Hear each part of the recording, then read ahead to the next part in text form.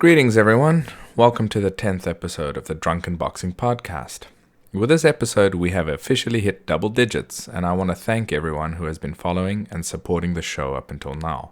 If you guys enjoy the podcast, as well as my other projects on the Mushin Martial Culture YouTube channel, you can support these endeavors through our Patreon, which can be found at patreon.com/Mushin Martial Culture, all one word.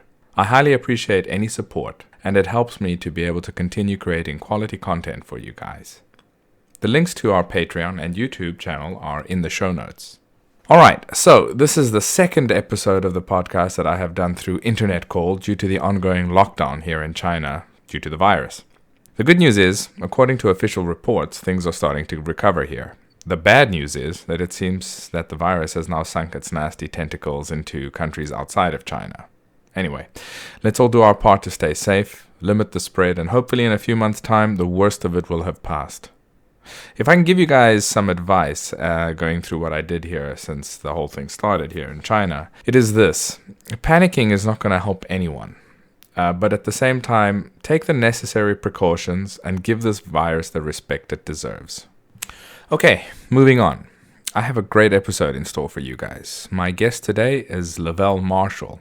Hailing from the USA, Lavell started his training in the southern style of Hung Gar Kune, which led him to meet his teacher, Omar Harvin, who then introduced Lavell to the beauty and the power of the Chinese wrestling system known as Shuai Jiao. Lavell became hooked, and since then has been focused on Shuai Jiao. He has an impressive resume of achievements, including 5-time USA national champion, World Cup champion, and many more accolades at championships both in the USA and in China. He was so serious about his path that in 2019, he left his life behind in the USA and, along with his wife, Ariella, who is also a champion Shuai Jiao practitioner herself, they relocated to China to further deepen his studies in the arts. This put him in contact with the Mongolian art of Bokh, which he has fully immersed himself in. Throughout this past summer, Lavell was competing almost continuously in Nadam events in the grasslands of Inner-Mongolia. Probably one of the few Westerners to have done this. Lavell is not only fully committed to his training in the technical side of the arts, but he is also studying the language and culture from which they came. We had a great discussion where we touched on many topics, including what he went through when first coming to China, his training and life here since arriving, and many other interesting bits and pieces. I'm sure you guys will find this very interesting. And if you are an avid fan of any grappling art or wrestling art, I suggest you keep an eye on Lavell. With that said, let's get right into it. Okay, welcome Lavell. You're the first person that I'm doing this by internet. I usually do these in person, but with the situation as it is right now, I don't think we'll be doing any in-person podcasts here in Beijing or China in general for a bit of time. But at least we got this capability to do it via digital format on the computer. So how are things going up there? I mean, in general, before we get into it, is everything going okay with the virus? I mean, it hasn't really hit Huhat so bad, right? No. I mean, to be honest, I think there's like 7 cases, but they're being super strict. I mean, it's been more strict than other places that I heard because I think they're just trying to, control it. I think they're doing their best just because you know what people are like here. They don't listen to nobody. So exactly. Yeah, I'm not mad about it. Yeah. All right. So I've known you for a bit of time, but let's get a little bit of your background, if you don't mind, just a little bit of background about you. Yeah. I mean, shoot, where do I even start? Once upon a time? No. So pretty much, I'm a lifelong martial artist. I started training when I was 3 years old in Germany. I'm from Germany. My mom's German. My father's Black American. Wow. And I've always been in different styles. And then I fell in love with Chinese wrestling when I was about 19 years old. I'm 31 now. And then that's that. I mean, now I live in Inner-Mongolia and I do Chinese wrestling and Mongolian wrestling, and I'm trying to be the best. That's it. Yeah, that's how I kind of, I saw a little bit about you online, and then I saw you were moving to China, then you were moving to Huhat, which is my wife's hometown. I was like, wow, geez. I mean, people come to China to practice martial arts. Not many people go to Inner Mongolia or Huhat specifically, but you went there with a direct goal in mind, and and that was wrestling, and that's kind of evolved now, hasn't it, a bit? Yeah, for sure. I mean, like most people here don't know, they think I just came here just for the Mongolian wrestling. Actually, I came here for the Chinese style wrestling, uh, which is what I've been training for a long time. But I knew that the best players, the best competitors, were from this region, and I knew a bunch of them from the competitions and previously. So I said, you know what? Let me check this place out. It was between here and Baoding and Beijing, but Beijing is kind of, I mean, Beijing's Beijing. I lived in New York City. I don't need another big giant city to get lost in, you know? Yeah, that's true. And Baoding was, I liked it, the training and stuff, but it's just so polluted. I was dying. I was dying. So, and then again, in Inner-Mongolia, you have not only the top guys, but you also have Mongolian wrestling, which I found was, I always felt that it was kind of one of the reasons why they were so good. It's like their foundation and their style. So I said, okay, I need to learn some of this too. So, and now I've just fallen in love, and this is what I'm doing. When you went to Huhot the first time, I mean, you weren't so, or were you, I mean, wanting to do Mongolian style wrestling as well, or did that just happen as you got exposed to it there? Well, I've always actually kind of wanted to do it. Actually, there's a guy from Mongolia, which is a different style of Mongolian wrestling, but I met him in New York, and he was teaching me some, because I've always wanted to train it, but I knew if I came here that I would, but it wasn't my like primary focus. It was the main thing was Chinese wrestling. Yeah. And but once I got here, I was like, damn, this is it's dope. Like it's super cool, and everyone here does it. And then I started realizing the similarities, and I said, okay, I got to focus on this because this is kind of like a good foundation. I think Chinese wrestling is a bit more dynamic. Obviously, they have more techniques, but Mongolian wrestling just builds that foundation that I think is lacking for a lot of the guys that just do Chinese wrestling. Well, that's a good point you got there. I mean, usually foundations are based on certain fundamentals. It's usually not 6 million techniques. It's a few key core concepts and methods that you got to get down. And then those 6 million techniques can be built on top of that. So you've hit on something pretty important there.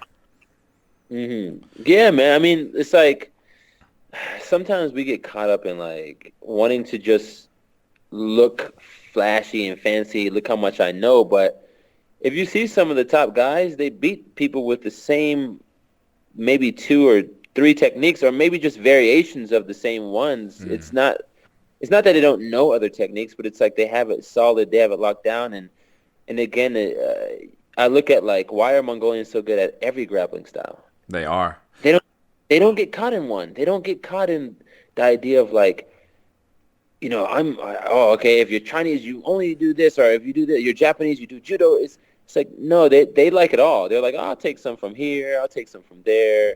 But they have their foundation, and it's kind of basic, but it works, and you can apply it to everything, to every grappling style. So, listen, I don't have to watch enough of them. I don't have to watch all of them keep beating everybody just to one day figure out. I was like, no, okay, let's go there. No one's doing it. I don't know why, but I'm gonna do it. Yeah, actually, it's quite interesting. I mean, I remember back in the day knowing, a few judo gold medalists in the Olympics, or like they come from a Mongolian background, and then there were a few sumo champions that came from a Mongolian background, and you're like, wait a minute, there's got to be something that's connecting these people to these results. Exactly. Yeah, I want to go back a little bit if we could. You started off in the USA though with Shuai Jiao. I know you did some Hung Gar as well. I mean, where did it all begin for you? I guess for which one? Well, you tell me which one you started with first, and we'll go from there. Oh, okay. So I'll take you back. I'll take you back even further. So when I was 3 years old, I know most people don't remember when they're 3, but my first memory that I actually remember is watching 5 Deadly Venoms, and because my dad loved that stuff, and watching good taste. Shaolin versus Ninjas.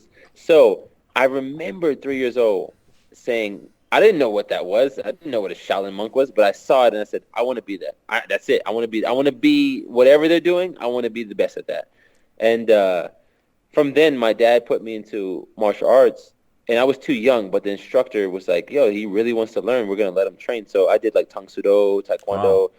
Taekwondo, folk wrestling, all from the age of 3 until 12. I did what else? A little bit of wushu. I did some capoeira. I trained so much little things, and then I moved to the U.S. when I was 13. That's when I started Hung Gar. Okay, so you did all of that other stuff still in Germany back then. All in Germany, because in Germany I wanted to do kung fu, but I couldn't find a real school. Actually, the funny thing is, when I actually found a school, it was a week before I moved to the U.S. Okay, was it traditional? Was it sport Yeah, it wushu? was like it was a praying mantis school. Oh, nice. And they were, and because I always loved how it looked, and they were actually legit. But again, I moved, and I knew when I started Hung Gar within 2 weeks of moving to the U.S. I told my mom I got to find a school immediately. So she said, "Why don't you do Taekwondo? You got a little black belt." I was like, "Yeah, but that's for kids, you know what I mean? That's how I felt." No, I mean, like I Yeah. knew I was like, "No, I want Tiger Claw. I want to snatch someone's throat out. I want to do the movie stuff, right?" Right. And and I found a Hung Gar school, and I never stopped. I just kept training. Well, that's awesome. And where did you do Hung Gar in the States? In South Carolina. So actually, my first instructor for Hung Gar, my first teacher is it's a little weird. He's actually classmates with my Shuai Jiao, with my Chinese wrestling teacher. Okay. But he didn't do Chinese wrestling, only because my Chinese wrestling teacher also does Hung Gar. And then when I actually met him when I was 19 at a competition, he saw me do a Hung Gar form, and he was like, pretty good young man, but if you want to really fight with it, come to me. And I was like, who the hell is this guy? Like, because like he was wearing regular clothes, like this, big, swole black guy. I was like, what the fuck is this guy talking about? So, That sounds like something out of those old kung fu movies. Very good. it, But it, if you want it's, to learn how to fight, was his mouth moving in time with his words? yo, listen. I was like, this is so weird. I was like, what the hell? I was like, okay, whatever. I said, oh, okay. He gave me his card, and I was like, where do you live? He said, Columbia, South Carolina, because this was a North Carolina competition. I said, I live in Columbia. I never heard of you. He was like, my school's opening up next week. Come by. I said, okay. And I had two options to go to, and I went to his first. And let me tell you, I've never seen anyone do Hung Gar like him. And previously to this, I was training with, Chu Chi Ling. Yeah. Yeah. Yeah, I was training. I went to Chu Chi Ling's in a house in California. I stayed in California for about 3 months to train, and let me tell you, my seafood when it comes to Hung Gar, hey, I ain't never seen no master in China or anywhere has Hung Gar like him. To this day, I've never seen it. And then Yeah. I saw some big boys in the back, some big old country boys doing some Chinese wrestling. I was like, what is that? He was like, oh, this is Chinese wrestling, like combat Shuai Jiao. I was like, huh, what the hell is that? Like, I only know like the tiger, crane. Yeah. So he was like, you go and try it. And yeah, I got destroyed. Oh, that's And awesome, like, though. But Chu Chi Ling, I mean, for the listeners that don't know, he was also an actor. He was in a couple of Jackie Chan movies. I think he was in Snake yeah, and Eagle's Shadow. And he's a yes, pretty well-known Hung Gar guy. yes, pretty famous guy. I mean, he comes from a great lineage. So I train with a lot of different guys, but when you meet someone, Yeah. like I thought I was 19, I was like a little badass, and then I met my for real. He was like, because it was the first time someone said to me, he said, hey Lavell, like, how is your Hung Gar? How can you fight? I was like, I'm pretty good. I thought I'm 19 years old, so I'm pretty good. He said, oh, for real? Okay, attack me. And you're so used to the teachers. It's like, okay, punch me with your right arm, and then no. He didn't care. I said, how do you want me to strike you? He said, oh, anyway, just fight me. Just do whatever you want to do. And I thought I was going to do it. Let me tell you, 15 seconds later, I'm in the corner covering my face, scared that I'm about to die. And it's true. I mean, it's embarrassing, but like, I was like, oh, shit, this is what I've been. I thought I had to go to like some Chinese old master to find this. It's like, no, it's a big black guy in South Carolina who just so happens to be a beast. You You know? know, what's good about Hung Gar, and a lot of people don't know it, is like it's really well developed outside of China and Hong Kong. Because it was Yeah, one of the earlier styles to come out of Hong Kong and China to the West, and some yeah, really good guys went down there, that it's been absorbed so well. There's some really good guys out there. yeah. Who was your teacher? I mean, out of interest. So his name is Omar Harvin, Okay. or some say Norman Harvin, and he's like it's weird because so his teacher, he has two instructors, but his main teacher for Hung Gar is Ichiway Okay. Frankie from New York, or yeah. So he's pretty famous too when it comes to like Hung Gar. Obviously, most people know like Bokh Kong and Yeah. Lam Zhou, and so he also trained with them as well. He did both the Tung Feng and the Lam Sai Wing lineage. Uh, but his whole thing is fusion. It's mixing Hung Gar and Shuai Jiao and Chinese wrestling together. Yeah. And that's what he was teaching me at first. I didn't just start Chinese wrestling, you know? Where did his wrestling come from? Do you know? So his teacher is David Lin, who passed away a couple years ago. David Lin is like the top student, one of the top students of Changdong Shung, which is Okay, yeah, of course. Of course. I remember now yeah. that you mentioned he was his student and he passed away a couple of years ago. So, yeah, I know who you're talking about. So my teacher is his top student. Like he's Wow. his best fighter. But my teacher is a businessman, so he owns like nightclubs. So he doesn't get involved. Like no one knows who he is, but he's a beast. Well, at least security sorted out at his nightclubs. Oh, trust me, I know. It's just funny, but he's so caught in his own world that he just again he's just not out there like his living isn't teaching. He makes a lot of money doing his thing. He doesn't have to teach to make a living. I find that the guys that are doing it like that usually end up being less full of shit. I mean, I say this with respect to people that are career teachers. That doesn't mean that they're all full of shit. But the people that are not reliant on teaching, they just do, and they're doing it for love. They get to do it, and Yeah. a lot of the times they do it in a more natural way than the other people do. 100% agree. I mean, that's what he used to always tell me. He says, Lavell, I don't need your money. I don't need none of your, no one's money. He said, I teach who I want, how I want. Yeah. Like, what he used to do is he used to let people come to the school, and he tells you if you can stay. Like, only fighters. He only likes people that want to fight. He don't care about health.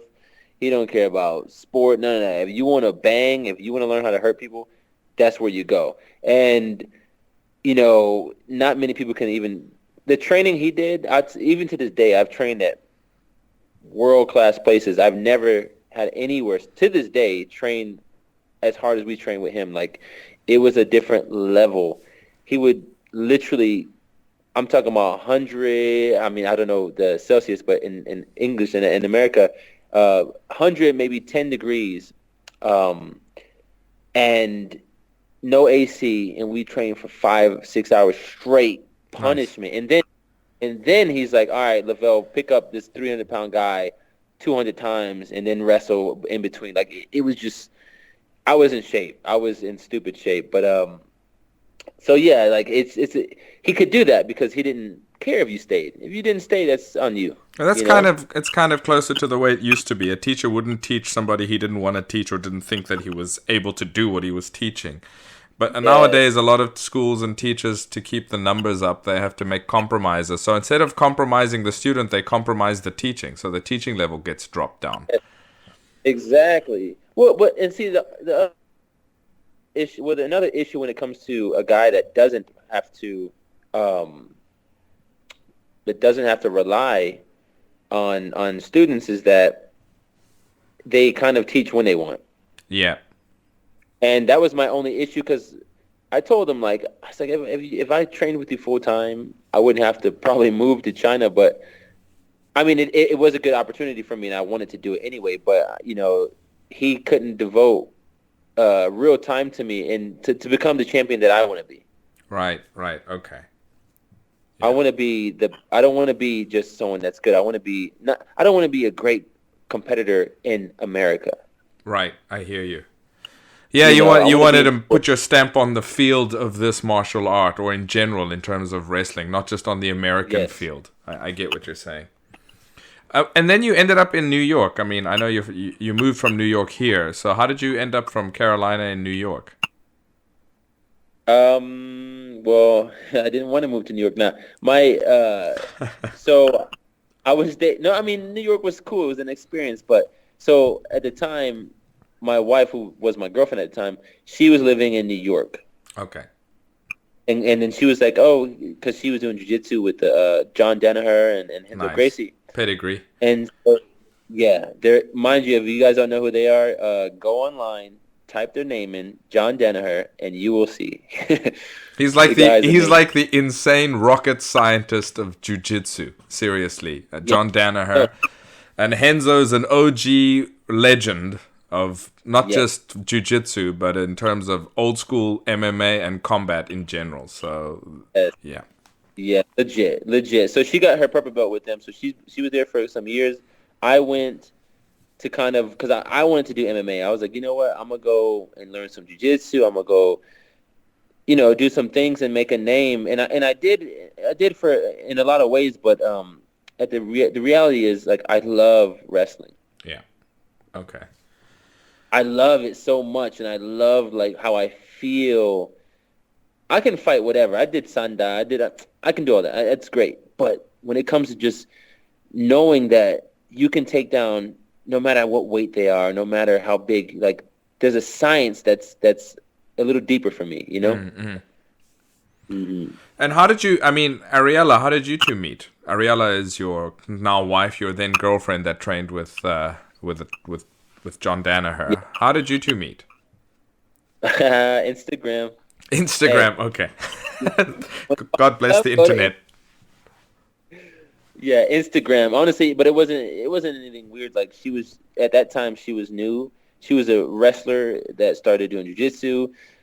I became her friend. We talked for a while, and then I ended up meeting her, and that was that.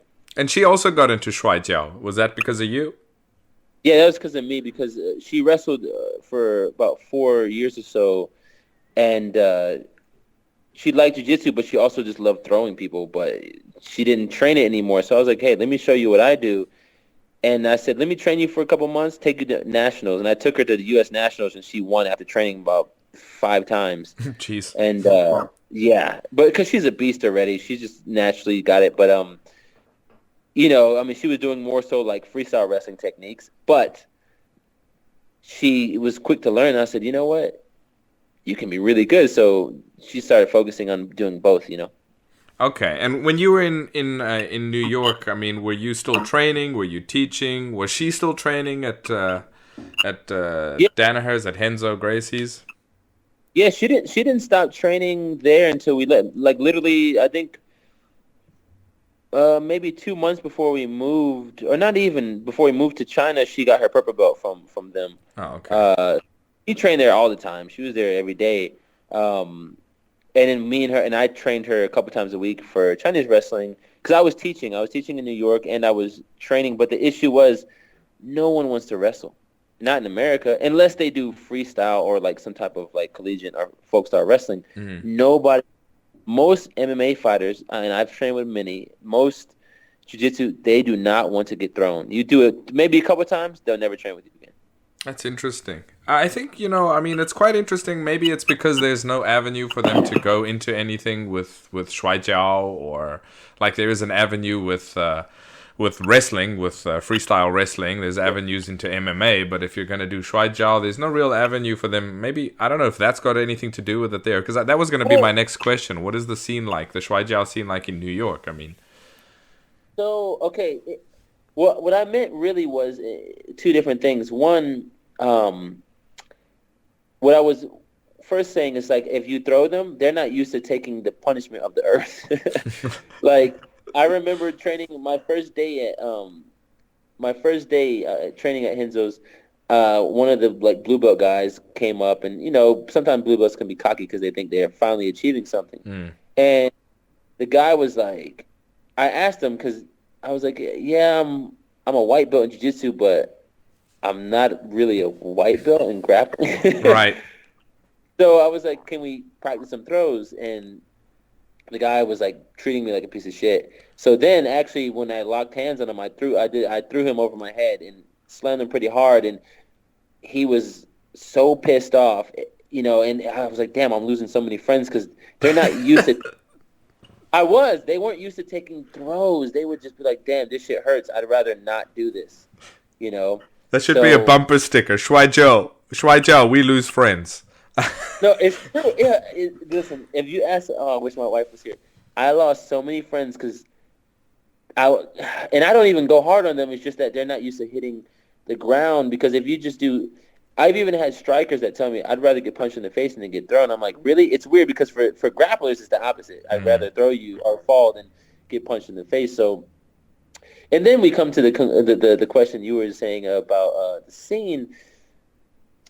It is true because there's not really. If you do a jiu-jitsu tournament and win for a lot of these tournaments, you're gonna win a lot of money. Yeah. If you do any type of traditional like wrestling in America, you're gonna have to pay, and then if you do win, you're gonna get a medal that costs them 25 cents. Yeah. Yeah. So And no one will hear about it either. Say it again. And no one will hear about it either. So. The only this sounds like I'm bragging. The only reason people are starting to talk about Shuai Jiao in the U.S. is because I post it all the time. I got a little fan base. I do so much. Yeah, that's true. I mean, that's 100% true. I think you alone have, in not just Shuai Jiao, but in your posts and you're showing the lifestyle and culture of Mongolian wrestling here is kind of grown the interest in the States for sure. Definitely. Yeah, it's like I put a lot of work. Literally, it's my life. I dedicate my life just to do this, and it's because I love to do it. It's not like it doesn't seem like work to me, but at the end of the day, like I need more people that's willing to do this kind of stuff because it can't just come from one person. I can help, but I don't want people to think that that art doesn't work. He's just a beast. He's just a beast. Maybe it's just because some people are like, is it the art or is it just that he's a good athlete? Right. You know, like no, it's the main issue right now is in the West. There's not a lot of qualified instructors. It's just what it is, and I'm not talking bad about anyone. There's a few guys out there, but a lot of them have jobs that they can't just teach. They have to work and they have families and right. Not to have kids. I chose to do none of that at the moment, so that way I can do this. Like, yeah, I mean, you've given up everything just to go over to Inner-Mongolia and do this. Yes, like people write me and my wife all the time. Oh, you're so lucky. I'm like, luck has nothing to do with this. I mean, yeah, sure, some of it is like a little bit, but mainly it's just planning, strategic planning. We planned it for a long time. We planned for a year, every step. I planned since I was 19 how to take over Chinese wrestling. I planned that shit. I was like, okay, I gotta win this competition. I gotta do that. Okay, then okay. They think that I'm only can win Chinese wrestling. Let me do judo tournaments. I did some of those, won some. Okay, do sambo. Did some of that. Jiu-jitsu did that. You know what I mean? Like yeah. Well, I don't know why anybody would say you're lucky because it's like I don't actually think people understand. I've done it. I've given up an entire life to come and live in China to study. You've done it. People don't realize that it's not easy. It's got nothing to do with luck. You're totally isolated. You're giving up everything. And for you, I don't know if you'd been to China before you moved here. Had you been here before? Yeah. Okay, well, I mean, like, for a lot of people, it's a culture shock because it's a totally different lifestyle. You went into Inner-Mongolia. You weren't even in Shanghai where you can just hang out with the expats or something. Yeah. So, and Ariella, I don't know, she's also come all the way with you. I mean, you guys have uprooted your entire life to come and do this. I don't know how anybody can sit and think that was luck. That sounds like a sacrifice to me, but... It is. Well, here's the thing I thought about because I used to also think it was, but... Because I love where I'm at so much, it's not even a sacrifice. Because I said I was actually unhappy in America, even in New York City. We had a pretty nice apartment. Like, we were making way more money than we are here. But because we're both personal trainers, and in New York, that's you make some money. But the reality is, I love what we're doing here. all I want to do is wrestle, and here all I have to do is wrestle. So this is perfect. This is to me like heaven, Well, you you know. work towards something you loved, yeah, and Ex- that's great. That's the way But it I'm should but I'm be. only starting. But I'm only starting too. Like, you know, we got some other things we're working on right now. Did I tell you about like we're doing the clothing stuff and some Mongolian wrestling like jackets? I heard you mentioned that you were looking at getting into that. I didn't know it had actually gotten anywhere yet. Yeah, I mean, I just didn't post because we're still handling a couple of things from this just to make the business like as legit as possible. Mm. Um, but yeah, so we're gonna be selling pretty much in China. We'll be making like different shirts and hoodies, like cool stuff that grapplers and martial artists here can wear. Because there's not really a lot of cool stuff. I mean, normally just it's like a shirt with a Chinese flag on it, you know. Yep. And I'm like, that's cool and all, but there's more people that want to have designs and stuff. And in America, we're gonna sell, or in the West in general, be the first to sell Mongolian wrestling jackets, and we have our own emblem we made. It's really awesome, and we're gonna sell that in Chinese wrestling jackets with our emblem on it. So those will be the first things, and then eventually we'll branch out. But for now, it's gonna be exciting because our plan is to kind of really spread Mongolian wrestling and Chinese wrestling throughout the world the way I think it should be. Well, that's a good endeavor. I think you got to keep going forward with that. Let's talk about your time when you got. I mean, I met you last year. I think it was June. I think I came to Hohhot in June.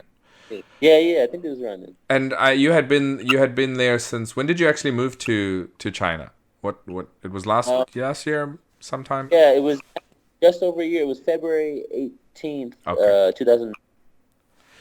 Yeah, and you were. I mean, when I saw you then, you were still trying to get into the Shuai Jiao training there. That was a little bit more complicated than you expected due to local reasons. But what happened since then? Okay, uh, okay, I have a really my best friend here is a guy named Huha, and he lives in Junsun, which is some grasslands. It's like 6 hours away from Hohhot, and his teacher, uh, Su Lao Shi, he is like the best Chinese wrestling teacher in Inner-Mongolia. He's like the most famous guy. All his guys were the champions. And so he was like, I'm going to hook you up with my teacher. He'll teach you both Chinese wrestling and Mongolian wrestling. Okay. And I was like, and he's in Hohhot. So I was like, oh, will this really work? Because I asked to train with them before I knew Huha, and they were like, no, because they're a professional team. They're the Inner Mongolian professional team, so they don't take outsiders, Right. especially not foreigners. Right. Um, but because Huha is my boy, and because I made a name for myself in Mongolian wrestling throughout the summer, they invited me to train with them full time and my wife. So once once fall started, I started training with them, and so now that's who I train with. Okay, that's awesome. So you're getting to do the Chinese Shuai Jiao, and you're still doing. I mean, you had already started doing some Mongolian wrestling before.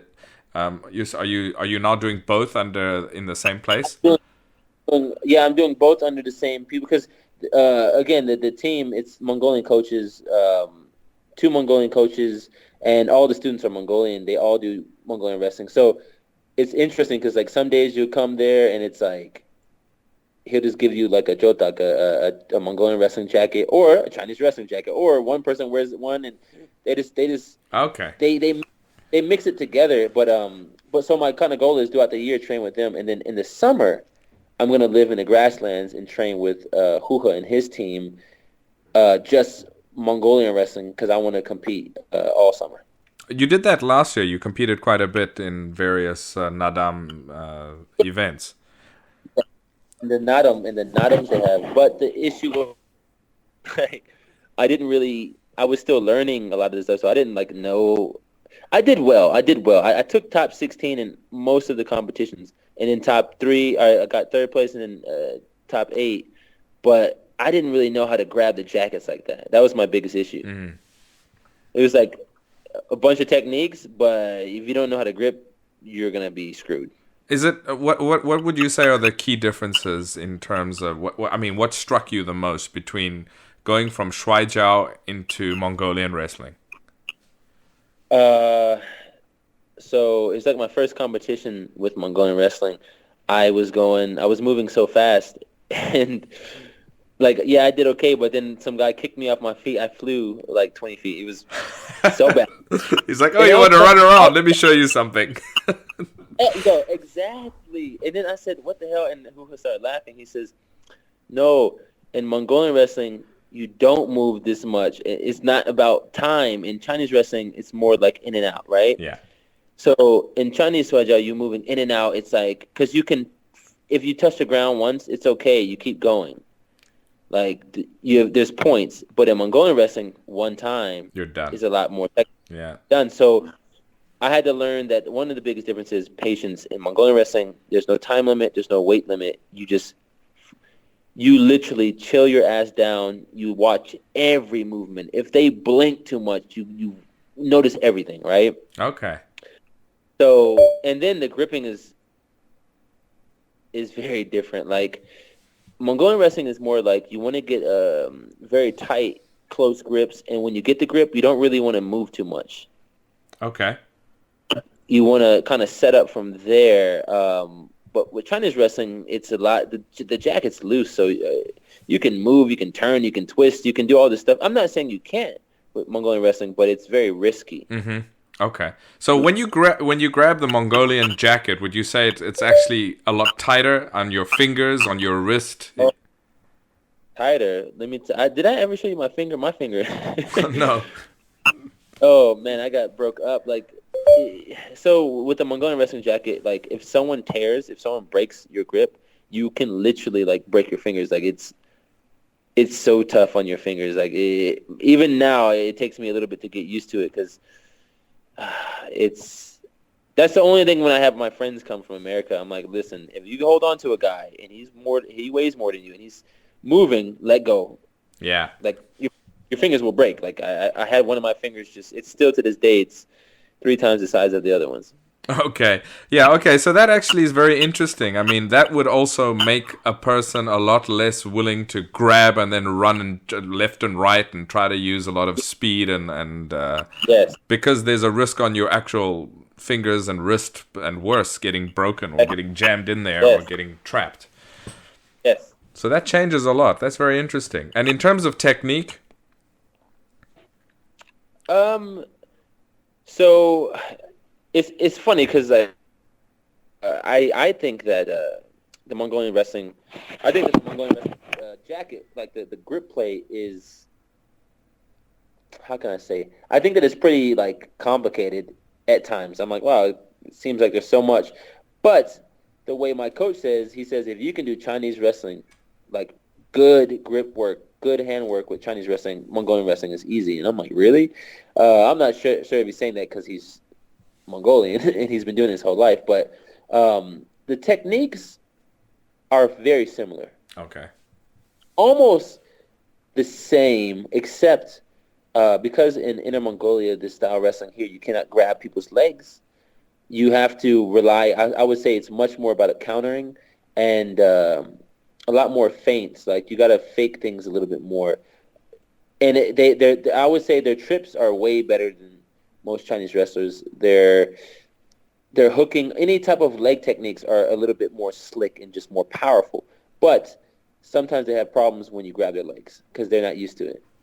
Okay, yeah, well, that would make sense. If they're not used to it, then they're gonna have. They have issues like Chinese.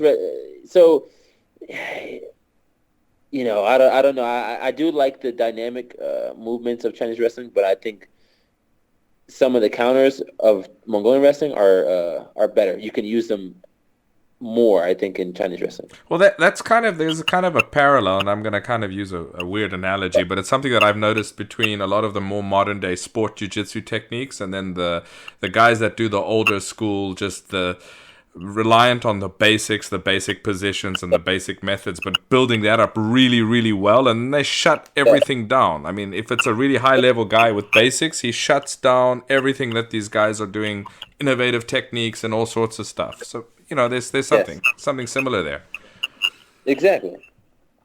Okay, and And so when you started getting into Mongolian wrestling, I mean, apart from the techniques, apart from the training methods, culturally, what was different? Oh man. So yeah, I'm gonna have to be honest with you. I love Mongolian culture and the way that they view like martial arts in general and wrestling. Like I actually I probably shouldn't say this, but I prefer it more than even the Chinese way of looking at it. And because culturally, like for instance, Mongolians don't like calling anybody master. I wrote this in a recent post, Right, but right. they don't say that. I love that because it's like you have some beasts that you're training with, and they're like, no, just like call me brother or call me like you can call me coach or teacher, you know. Yeah. But but I don't know. I think I was really prepared for the way that the Mongolians were before. Like I had some friends in America that were Mongolian, so I prepared myself pretty well mentally. But uh, yeah, it's just different. They like to touch you a lot. They like to touch a lot, Okay. like in a way that where most Westerners would be like very uncomfortable. But I actually love that about them. Like the guys, like if you go to have you been to a Naadam before? Like a pure Mongolian wrestling competition. No, no, I haven't. Oh man, it's probably I've never been to anything that was more fun. Like hundreds of guys get together and they just talk, but while they're talking, they're just holding each other like babies. Like big Mongolian guys just holding on to each other, sitting on each other's laps, or like constantly wrestling without wrestling. Right. Like I love it because it's like the manliest guys, but they're like Well, it's playful rubbing each other's affection. head. It's like playful brotherly affection. They're like that, and I was like, so when I first came here, they were like, okay, he's a foreigner. They didn't know if they could do it with me. Only a couple of them did, but now when I go to the Notams and the grasslands, everyone just runs up to me and they're like holding me and like. But I love that because it's like to me that's a key element to why they are actually really good at wrestling.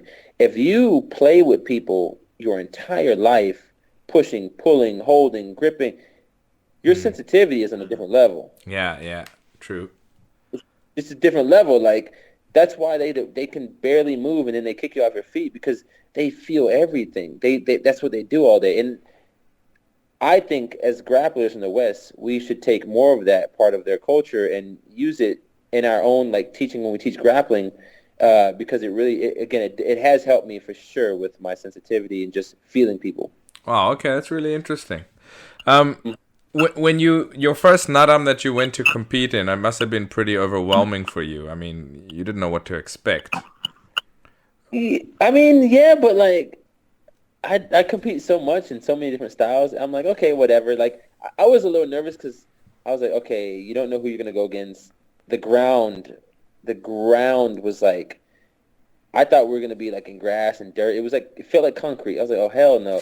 There were holes. Seriously, it was like so hard, and then there were holes everywhere, and then horse shit the size of like my torso everywhere. I was like, oh my. So I smelled like horse shit after that, and then I end up falling in love with horse shit, I guess.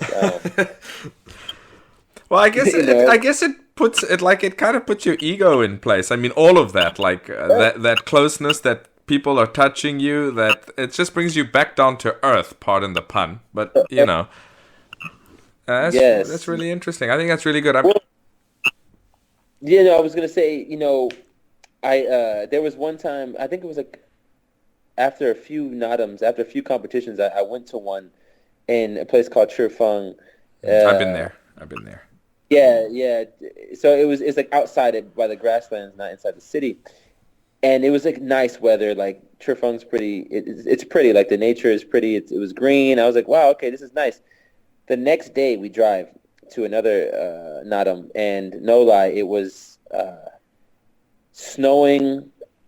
I was like, how? It's the summertime. It was somewhere in Ujimchin. It was snowing, everything. I mean, like a blizzard. It was insane. It was so cold. I thought I was gonna die. I was like, I'm gonna die. I brought stuff for like summer, and so we're wrestling outside. It's like sleet is falling down. I couldn't move. I couldn't move my fingers, And then the next day we go to another Nadam, or 2 days later, and it's in like the desert, and there's on a sand dune, and it's like 100-something degrees, and I get sunburnt for the first time in my life. Mind you, I'm half black. I'm pretty tan. I don't get sunburned. So, Wow. but yeah, it was Yeah, it's interesting. you got a taste of all that the Mongolian landscape has to offer. You know. Yes, in 4 days. That's what I love. You want to test if you want to test yourself as a martial artist. Hey, go and wrestle people in different terrains, and that's as close as you're gonna get to like in the ancient war times. You know. Yeah, for sure, for sure. I loved it. My first time I actually came to China, I came to Huhat. That was the first place I ever went in China. That was like in 2001 or 2002, and I stayed there for 3 months, and it was winter. So I got introduced to it pretty. I mean, I got off the plane and I took one breath of that cold air, and I was like, "What the fuck is this?" It was so cold. I remember getting to my mother-in-law's apartment, and the neighbor had hung up, like, they had just washed a sweater that afternoon. And they had hung this thing up, and the thing was frozen solid with icicles hanging off it. And I'm like, what the hell where am I? You know, but you know what I found about the Inner-Mongolian people is they're really warm people. I mean, in general, they're very warm, accommodating. They're no bullshit, friendly people. And exactly. It's a great Wait, place. so you came here 2001, and did you come here and did you meet your wife here? No. We met overseas. So way before that. So we've been together a long time, a really long time. So yeah. I came back. I came to meet her family in 2000. That first trip here, and yeah, it was an eye opener. And you know, her old friends in Huhat, it took us. You know, and this is, you probably got experience of this too. I mean, they can drink. Jesus, they can drink. And it doesn't matter what time of day it is. And if they like you, they're going to drink even more with you. Yes. So, how is your drinking? No, honestly, so when I first got here, that's how it was. Everyone was like, drink. Then I got to drink with everyone, and I was dying. I was like, there's no way I can train. I'm dying. My insides are falling out. I'm not used to, I don't really like to drink because I train too much. Yeah, I hear you. They don't care. They're like, train? No, we're going to train and we're going to drink. I'm like, what? Wait, hold on. But, yeah, when I first got here, I thought I had to. And then I'll be honest with you. One day I sat there and I said, no, I'm good. And they were not happy. Nope. They were not happy. I said, I'm a grown-ass man. Like, I don't have to do anything. And I didn't come here to get drunk, and they weren't happy. But then there was a good thing. One of my friends doesn't drink, and he kind of, because I was like, do I have to pretend that I'm a Muslim? Because that seemed like the only way to work here. Yep. But my friend Huha is the only Mongolian guy I know that really doesn't drink at all. Well, that's unique. And yeah, I couldn't believe it. I was like, this got to be. I was like, really, this can't be. But because he doesn't, and I always was around him the whole summer, I didn't have to drink. Okay, that's good. So, yeah. So, and then now it's a thing to where when I go, I know how to have one or two, and then I'm like, okay, I'm good. And because let me tell you, the first week I got here, they were trying to get me so drunk. I was and my wife. But what I was doing was I was putting the baijiu in the tea cup, and they were putting it in the glass. And then when we would go to take the drink, I would really fast throw it over my shoulder, or pour it out. I would pour it out really fast when they're not looking and put water. But then they caught me, and they were really pissed. Oh, no, you can't let them catch you. Let me tell you what you got to do. Here's what you do. You get another cup of tea. You get 2 cups in front of you. One is the baijiu or whatever they're drinking, if it's mare's milk or whatever, alcohol. You got a cup for that, and you got a cup for tea, or a cup for whatever else, And then, if you're at that point that you realize it's all going to go downhill if you keep drinking, then when they do the ganbei or whatever, you're going to have a shot, you put it in your mouth and then pretend that you've swallowed it, and then just have a sip of tea, but you're actually spitting it into your teacup. And then you chuck the tea out because the tea's gotten cold after a few rounds of that, and you fill it up again. You see what I'm saying? These are tricks for survival in Huhat. Now, you don't have to do this everywhere, but people don't understand if they're listening that, yeah, we're not soft. You don't understand. The first time I went out, with Inner No, Mongolians, I almost went to hospital. That's how bad it no, was. it's because, and the thing is, they think they can drink. See, I brag about having the German blood, but it's true. I can drink a lot. I just don't like to drink. So they try to outdrink me, and I'm like, I have to pretend that I'm super drunk, or else we're all gonna die. Like we're just gonna die. So because I got drunk with a bunch of wrestling coaches, and they couldn't believe how much I could drink, so they kept going more. By the end of the night, all of them, they're old guys too, like 67 years old. They're falling everywhere. I thought one of them was going to have a heart attack. I was like, oh my God. And I'm still good, but it's just like, I was like, okay, I got to just slow my roll and pretend that I don't drink because, let's be real, the ego here when it comes to drinking. Yeah, for sure. For sure. I mean, So I went to Chifeng, I think, in 2010, and I went in summer, towards the end of summer, and I went to stay on the grasslands there. And I remember in the morning at breakfast, like, not only did I have a whole, they'd like basically killed a sheep that for breakfast, yeah. and then they'd gotten out like I think 5 bottles of fucking hard liquor, and that was breakfast. And it was 8 a.m. and I was already on my ear, and they were like, "All right, let's go ride horses." I'm like, "Oh, I'll do anything right now." I mean, I'm lucky that I'm still here, but that's how it is. So That's how it is. But sometimes, especially when I'm in the grasslands, because they eat meat, there's nothing but meat. I love the diet, but if I eat like them, I will drink a little bit because sometimes you gotta drink it just to kill the bacteria because you don't know. They told me that. They were like, listen, I went to Mongolia in the summer, and I have a friend that he's like pretty famous for he has a bunch of horses for horse racing. And he's mad cool guy, like an older Mongolian guy, but he's super hip and young acting, but he still lives in a yurt in the grass and deep in the grasslands. And he took me and he made marmot for me, right? Yeah. Which I know we shouldn't even be talking about because people get in the plague, but he did make it, and how they cook it inside with the stones inside, it was interesting. But he was like, you got to drink because you got to drink when you eat this kind of stuff, just in case of bacteria. And after that, I realized, I understand now also why they drink when they eat so much meat, especially out there. So, again, I respect the culture, but I can't get drunk every day, not when I'm wrestling. No, for sure. For sure. But yeah, that's a good point. I mean, the killing of bacteria and germs and all sorts of shit, especially when you're out staying on the grasslands. And again, literally, I was looking at my lunch. It was walking around. Oh, yeah. It's trust me. I was like, oh hell no. I've had all types of stuff now, but I have so many funny stories, man. I love being out there. Like that's why this summer I said, you know what, I'm gonna go there. I'm just gonna stay there for like 2 or 3 months and just live out there because last summer I was going back and forth, but it's much different when you just stay. Yeah.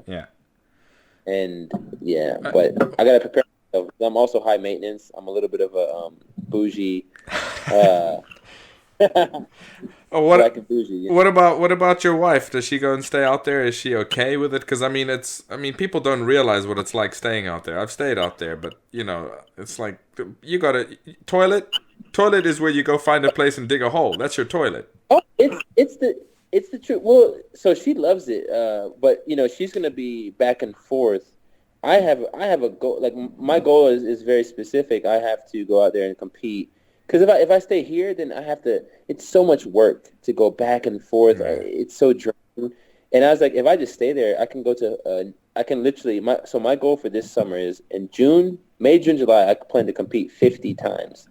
Shit. And yeah, so last thing I think 25, and that was me going back and forth. Like, if I stay, I can do 50 NADAMs minimum, and really get to another level. Well, that's awesome. So. That's why I'm doing this. Also, I'm trying to be the first foreigner to win the Janga, the colored the thing. necklace thing. Yeah. Because no one's ever done that before, and I was like, you know what? And it's not easy. You have to win 3 128-man competitions. Jesus. Or trust me. I haven't even won one yet. So, or you win one 256-man competition, and it's no joke. So if I'm trying to even think about doing any of that, I have to be out there. Are there that many wrestlers doing Mongolian style wrestling out there? Shit, everybody. Look, I've been to a competition where there was 512 wrestlers. Jesus. Actually, yeah, I've seen a couple of them. I didn't compete, but it was 1,024. That's insane. No, it's crazy. Like, I want to bring you actually because it's unbelievable. Like, you will go out there and you'll be in the middle of nowhere. We're just there. We're like, okay, there's like 3 cars. An hour later, it's just packed, and there's out of nowhere like 300 wrestlers. You're like, where the hell did these guys come from? And more importantly, how did they find the place? Because it's not like it's on a road. It's not like signs. It's like, how did you know here is the place? Listen, it's a mystery. I'm still trying to solve because there is no GPS. Oh, you think you're gonna get service? Okay, there is no sign.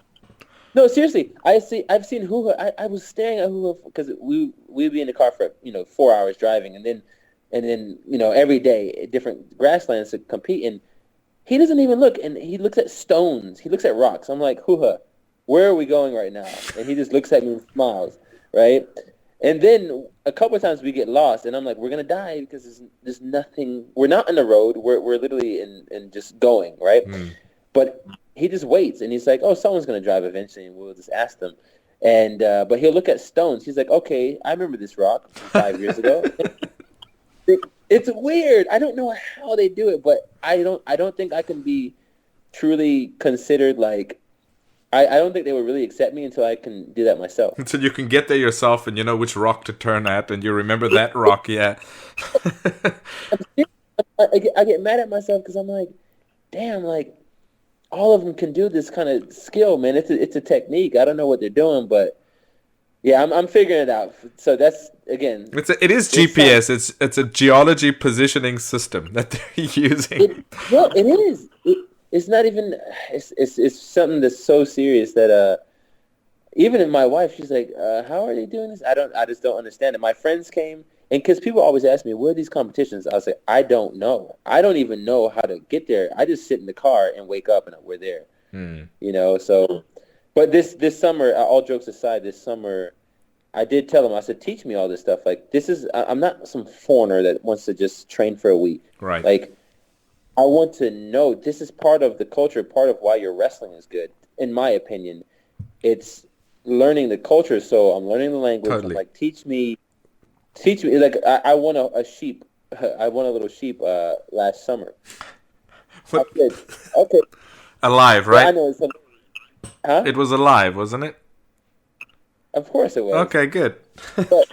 But I I had to sell it because I didn't plan on it, so I didn't have we were 6 hours away. I was like, I don't even know how to bring this back. What is going to do? Live with my dog in my apartment? So. Well, can you imagine the car ride back home with that sheep in the back with you? I mean, come on. Well, actually, we were going to bring it, but it just so happened that one time we drove with someone else that had a nice car and it was small. I was like, oh shit. So, Hoo-Ha was like, oh, we can sell it and. The next ones you keep at my ranch. So this summer, trust me, I've been planning this. Besides the Junga, I need to win 2 horses and a couple sheep. That's my goal for this summer. Oh, that's awesome. And then you'll keep them on Hoo-Ha's ranch? Yes, I'm going to keep them because he has a bunch of animals. So I was like, why not? Next time Yeah, because 1 sheep this year is 2 sheep next year or 3 sheep, Yeah. So that's I mean, I sold it for 1,000 RMB and that was nothing. I was like, man, I could just actually turn it into something, and so that's kind of, and plus I want to learn how to ride horses. Horses. He's going to teach me how to wrestle horses this summer. So I think that's actually a good thing that I actually wanted to talk about. The Mongolians, and I think a lot of the cultures where they shepherd animals. I mean that's basically part of the root of wrestling. I mean it is. Yeah, so I think, I'm not saying you should go out there and abuse animals and try to wrestle with them, but that's part of their training. That's the truth. I'm not going to abuse them. Actually, That's one thing that people in the West don't understand. Like, cultures are different, but these are the original horse people. Mm. Like, they love their animals. Trust me, they love their animals. Yeah. But they also know that, okay, if I, sick or in a hook or take this horse down, it's the horse like weighs 1,000 pounds. Like, it's not hurt. These It's horses are fine. strong Yeah. as hell. Yeah. It's fun, but people in the West, I post videos sometimes, and they're like, "Oh my God, abuse!" And I'm like, "No, dude, stop being a baby. Like, this is not a fragile cat or something, No, you the know." abuse is the factory farm in the middle of nowhere where they've got these animals in a million cages. That's the abuse. Yeah, These people are doing it the natural way. I mean, come on. and not even just kill. Like, even like with the horses, like I've seen it. It's like they're friends. Yeah. It's like they're best friends. They like wrestle them, and the horses. I've seen it where horses literally smash into these guys, and they all think it's hilarious. So, like, I was like, okay, I want to learn how to do this. Like, he was like, who was like, we'll pick a baby horse for you, or one of those little, little. I was like, hey, I don't care. But again, he did tell me this. He says the reason why Mongolians normally the best wrestlers are the ones that can wrestle the horses. Yeah, makes sense. That really does He make said sense. he said he said we get our strength training from the nomad way of living. Like, that is where we train. Now, yes, they want to. The issue with Inner Mongolia versus Outer Mongolia training is that Outer Mongolians also lift weights, and the Mongolians in Inner Mongolia are a little bit behind when it comes to strength and conditioning. Oh, okay. They actually, if you actually look at them, besides steroids, the Outer Mongolians look gigantic. That's interesting. Yeah, they do. They like I did a couple competitions that were they had it was Outer and Inner Mongolians, and it was both styles. They had you compete in both, and let me tell you, the same weight, but the Outer Mongolians were just so much more developed, muscular. Oh my God, their traps and their arms and their legs were so much bigger. And I was like, okay, these guys actually know strength and conditioning, but the ones here don't, because they still kind of old school. They're like, oh, we just country people. We just do yard. We just do the work with the sheep and the But herding and stuff. why are the Outer Mongolians? I mean, that just sounds like they're becoming more professional, and obviously using. That is what they're. Okay. So, and I don't. The wrestling style is way more developed in terms of like the government funding and the money and if you win the Naadam in Mongolia, it's $3 million. Holy shit. Okay, well Yeah, that would make somebody become a serious full-time, exactly. So those are full-time guys that they are the professional full-time guys here, but again, they don't. Also, the lack of. Okay, there is no one here that really knows proper strength and conditioning. Two, the people that do come, they don't want to stay here because no one. If you don't wrestle, you don't want to live here. I'm just being honest. Yeah. As a foreigner. So one of my goals is this summer, Huha asked me to teach his team how to do real strength conditioning. Well, that's awesome. I think that's a good thing. I mean, that's one of your fortes, so. It is. So I was like, that's easy work because they had a guy. They actually hired a very famous wrestler from Outer Mongolia. He came for about 3 weeks and taught them, but that's not enough. Like, honestly, I didn't fully even agree how it was done. Coming from a person, that was my profession in America. Like, I for 10 years, I trained people, Yeah. and like, you can't make people try to squat 500 pounds in 3 weeks. I'm sorry, No.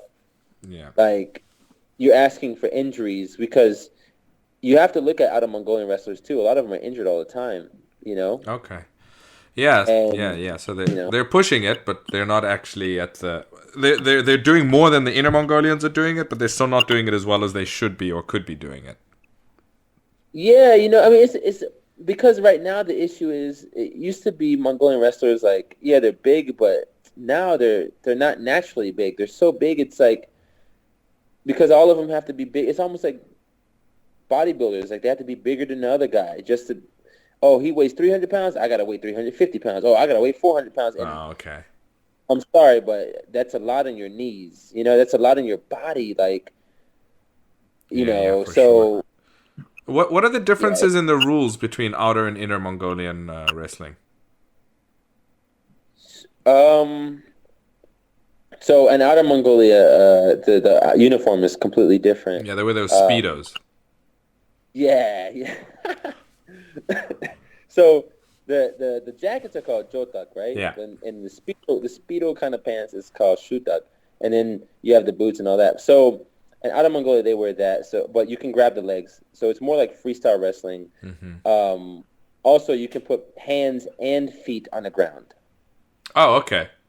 That's interesting. Yes, and I want. yeah, I wonder it when made it that, makes why or when, because which one would be? I mean, I would say I would imagine that the version they're doing in Inner Mongolia is older than yes. the one that they're doing in. But I wonder why they made those changes in Outer Mongolia. So in 19, I want to say 21, when Mongolia got its independence, around that time, but I know 1921 is when they really kind of set the rules for the new kind of way that they're doing it still today. Mm. Um, and even more so, I know the last 20 years has changed even more with the rules, but I think they wanted, I'm not really sure because I asked so many people. I'm very interested in the history, and no one really understands. They don't really know. I know the Inner Mongolian style is the original, I guess you can say, kind of like older. Um, in Inner Mongolia, it's kind of it's the way that Genghis Khan Yeah. had his soldiers. You know what I mean? Yeah. Yeah. Yeah. But I think they just wanted it to become more of a sport in Outer Mongolia, and they wanted to kind of develop and so everything changed. I mean, uniform, uh, just the rule set. Like it used to be, if you touch the ground, you're done. But now it's like, okay, they can put their hands in the ground. In Inner Mongolia, you can't put your hands in the ground. You know? Yeah. That's a real interesting change. Yeah, it Well, would be interesting to find out what the logic was behind it. I don't know if you know I that would. judo also had a similar change, but Yes, the other way around. exactly. Yeah. So, but that was because of how it affected competition. That was purely from a competitive point of view. Yeah, yes, exactly. And I get it, but now I will say this: because of Outer Mongolians can grab the legs, they tend to be a lot more athletic Okay. because they have to do a lot more movement, right? Yeah. Yeah. So yeah, it's interesting. It's weird to see how the style shapes the person's body and physique. Yeah, it would. It definitely would, and also it would also change their tactics. So when you had outer and inner Mongolian guys wrestling together, which rules were they using, or were they just two separate types of competition? So they did both. Like so, one day was one, and then the next was, and it was actually really funny because it. So the Inner Mongolia, I would say the technique from Inner Mongolia, on a technical aspect of like of sweeping and just using leg techniques, they're more technical here. Okay. But in Outer Mongolia, they're so much stronger, and they have this amazing, like this rotating, wheeling type of motion that they can, even if you're good, they just throw you. So it was interesting because the first day, I went to a couple of them. The first day, the Inner Mongolians were doing well, and then a couple of the guys from Outer Mongolia was killing it. And then the second day for the Outer Mongolian style, uh, all the boys here were having a hard time when they were getting their legs touched. Yeah. Hard, unless they did Chinese wrestling, except for the guys that also do Chinese wrestling. But uh, so it kind of showed me learn both. Yeah, that's a good. I think that's a good plan. That's a good plan. Did you wrestle on both styles? Yeah, actually, I've done about 3 competitions for the Outer Mongolian style. Okay. And how did you fare, and what did you feel? Um, so only one of them was like legit. Like it was like the guys were just no, my bad. I did 4 of them. Okay. Uh, two of them were too, I would say, too legit for my skill level at the time Okay. because I didn't quite understand, and then the guys I were going against were like the man my. So I did 2 Mongolian items from the Outer Mongolian in America. They have like for the Mongolian community. Oh, okay. Really? They do it there? Yeah, they every year they have some and the first time I won, so I was like, damn. The second time I went against a guy from Mongolia that is one of the top guys, and he came to him. He ended up becoming my friend. He's the one that ended up teaching me because he beat my ass so bad. I said, "Damn, let me learn." Anyway, I went to the World Nomad Games and competed, and I went against the Tuvan champion. He's like the guy he's the guy that won the entire World Nomad Games. Oh, what? Where that was? I remember that. That was was that in Kyrgyzstan? Yes. Okay, very cool. So I went against the champion on my first go, and let's just say that didn't work out too well. The guy weighs like 300 pounds. He's like 6'5". I was like, oh hell no. It's like rather wrestle a bear instead of that. I was like, I don't get a warm up. So and then I did one here, but I went against one of the greatest. And matter of fact, I didn't even really wrestle. I went against one guy from Tuva first and did that. That was good. But then when I went against the actual good guy, he was so big. He's about 330 pounds, 340 pounds. Like, yeah. And then I was injured. That's when I hurt my finger, and it was like I couldn't grab him. He knew it, so we kind of just like faked it. Like I just touched the ground, you know? Oh, okay, all right. I can't wrestle. If I do, I'm gonna do something stupid, and I'm gonna get severely hurt. Right, you know what I mean? So your finger's still not okay, huh? Your finger's still... No, it's actually... I mean, it's ugly, but it's okay. What did you do to it? Do you know? You just hyperextended it?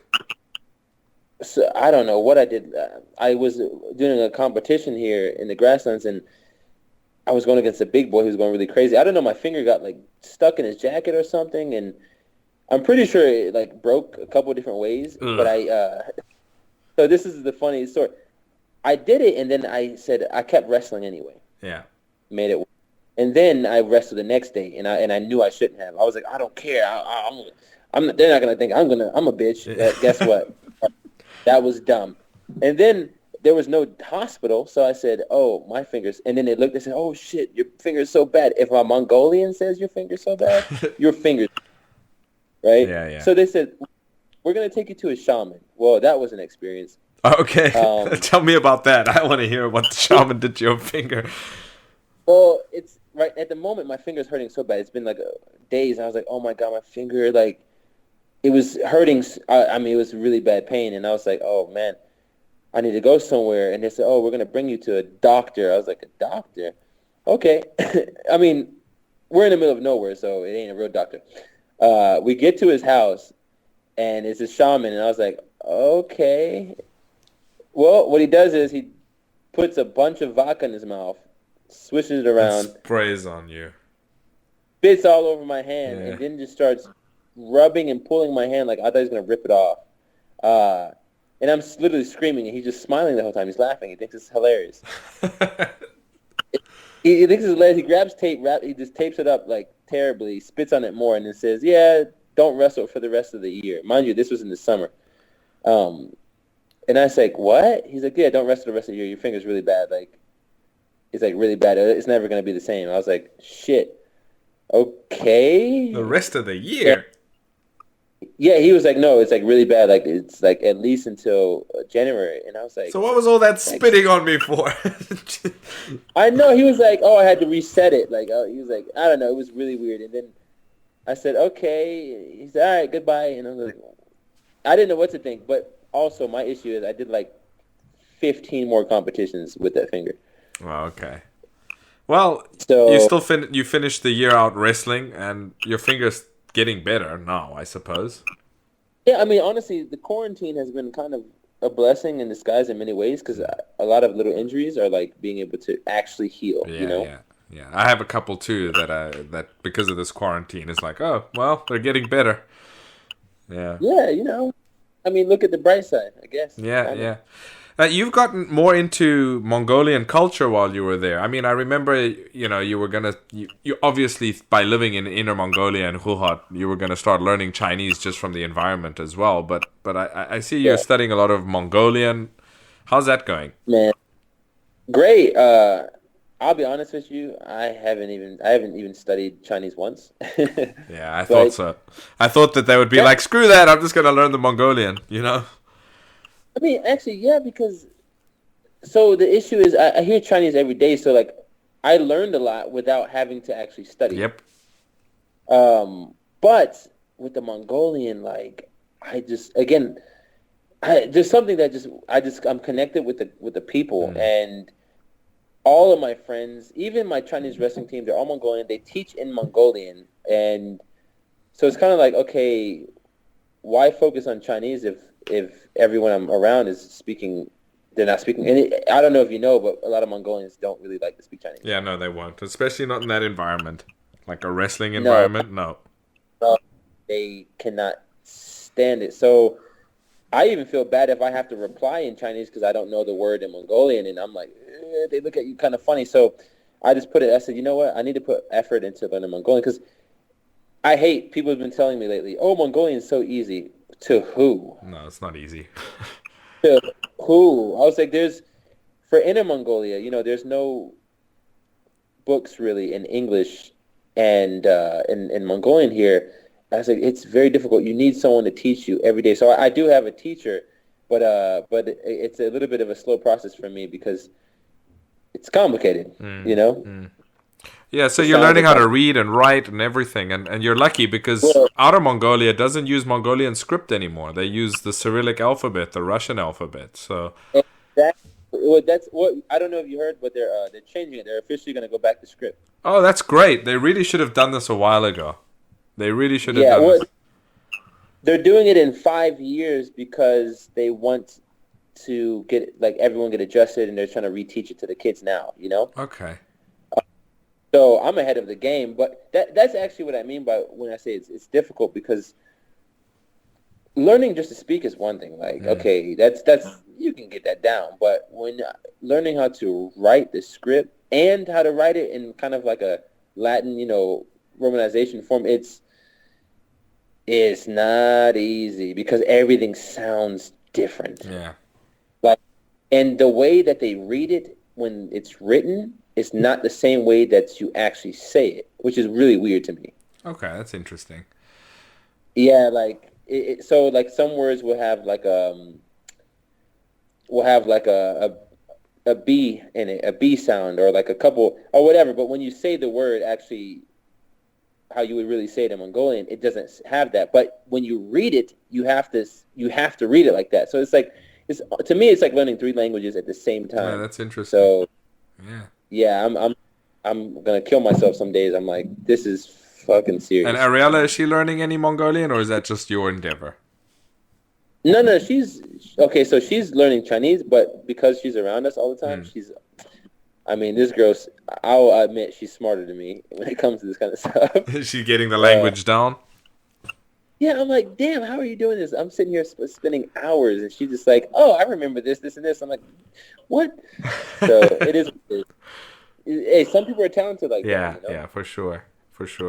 I mean, I went to a Chinese high school, but really I learned how to speak Chinese like when I came to China. It was like, and it was funny because that first time I came to China, my wife was still helping me a little bit here and there when we'd go out in Hohhot, and she'd like translate for me. But after like 2 weeks, I was like, okay, just keep quiet. I got this. And something just clicked. And it was like, because I had studied it for so long in high school, and I'd been, all my friends were Chinese. I was always in their homes, and they were speaking Mandarin all the time. I was hearing it all the time, and it just clicked when I was in the environment. So it's a good place to learn the language. You got to be in the environment.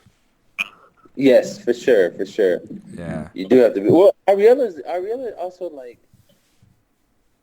It's weird because I don't know. I've met a few people in my life that just can speak languages like that. She's just naturally gifted. I feel like she says I am.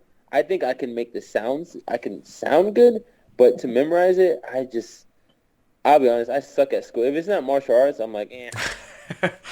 Okay. And obviously, Ariella, she can't do Mongolian wrestling. Women don't do Mongolian wrestling.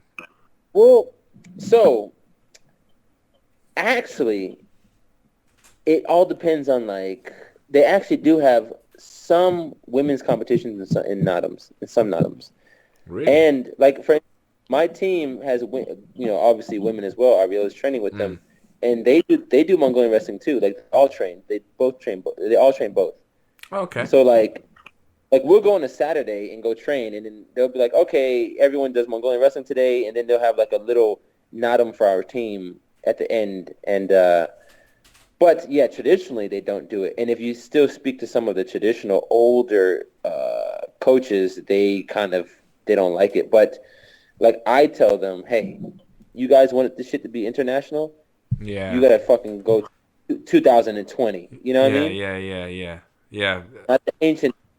So because I'm bringing Hoo to the States this summer to pretty much he's going to be the first one to do Inner-Mongolian style wrestling and teaching it in seminars in the United States. And I said, there's going to be girls. You cannot be afraid of that. You cannot say no. In America, you do that. Yeah, Sorry, no. you're never going to. Yeah, yeah.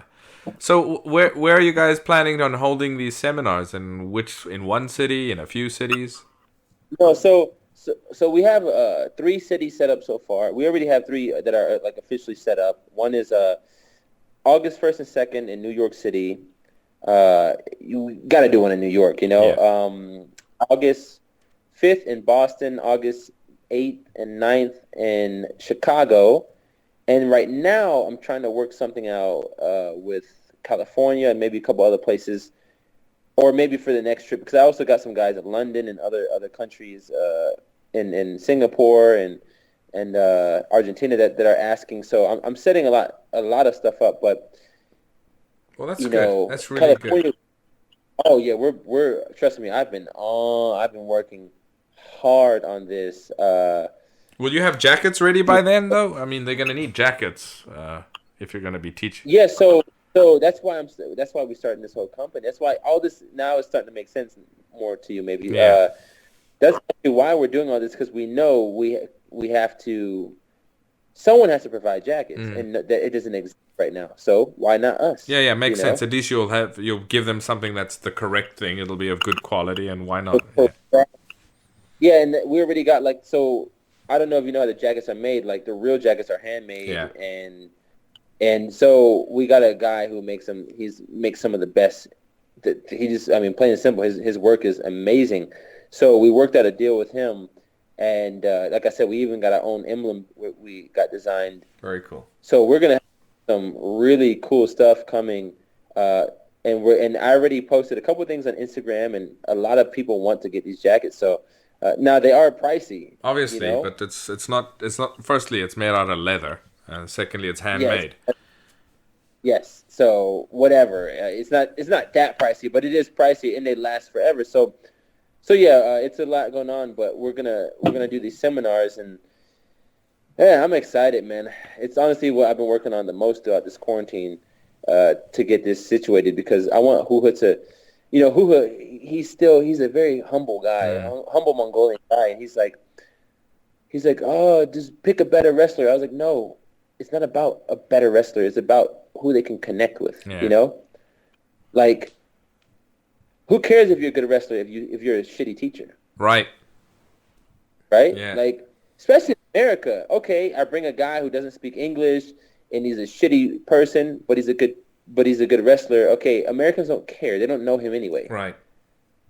You know, but I was like, well, Hoo, you accepted me. Like, you're the first and really the only one that took me in when I first got here, and everyone tried to, I mean, I'm not going to name names, but there's a lot of coaches here that were just trying to use me, and he didn't want anything from me. He took me to every competition, let me live with him throughout the summer. He paid for everything out of his own money. Wow. Every day, hours, 5, 4, 6 hours to different grasslands, just so I can compete. Just never met me before, but we became so close. He's the one that hooked me up with his coach. Like, Yeah. we talk every day. Yeah. You know, like that's the person who I want to give everything to. You know what I Yeah, mean? he sounds like a good guy. So yeah, why not? I mean, yeah, I think it's. Yeah, and to be honest, he's a beast, and his students are beasts. Like he says that he's a lazy coach, right? But I'm like, okay, then why are your students winning all these nadams? Like, you're good. It's just you're just your personality is he's very chill. Like I went to a competition, and his students for Chinese wrestling, and his students took like 2 first place in like a smaller weight division, and one of them took second, and like he took a picture like not even no smile, and I was like, "Are you happy, Hua?" He was like, "Nah, they could do better."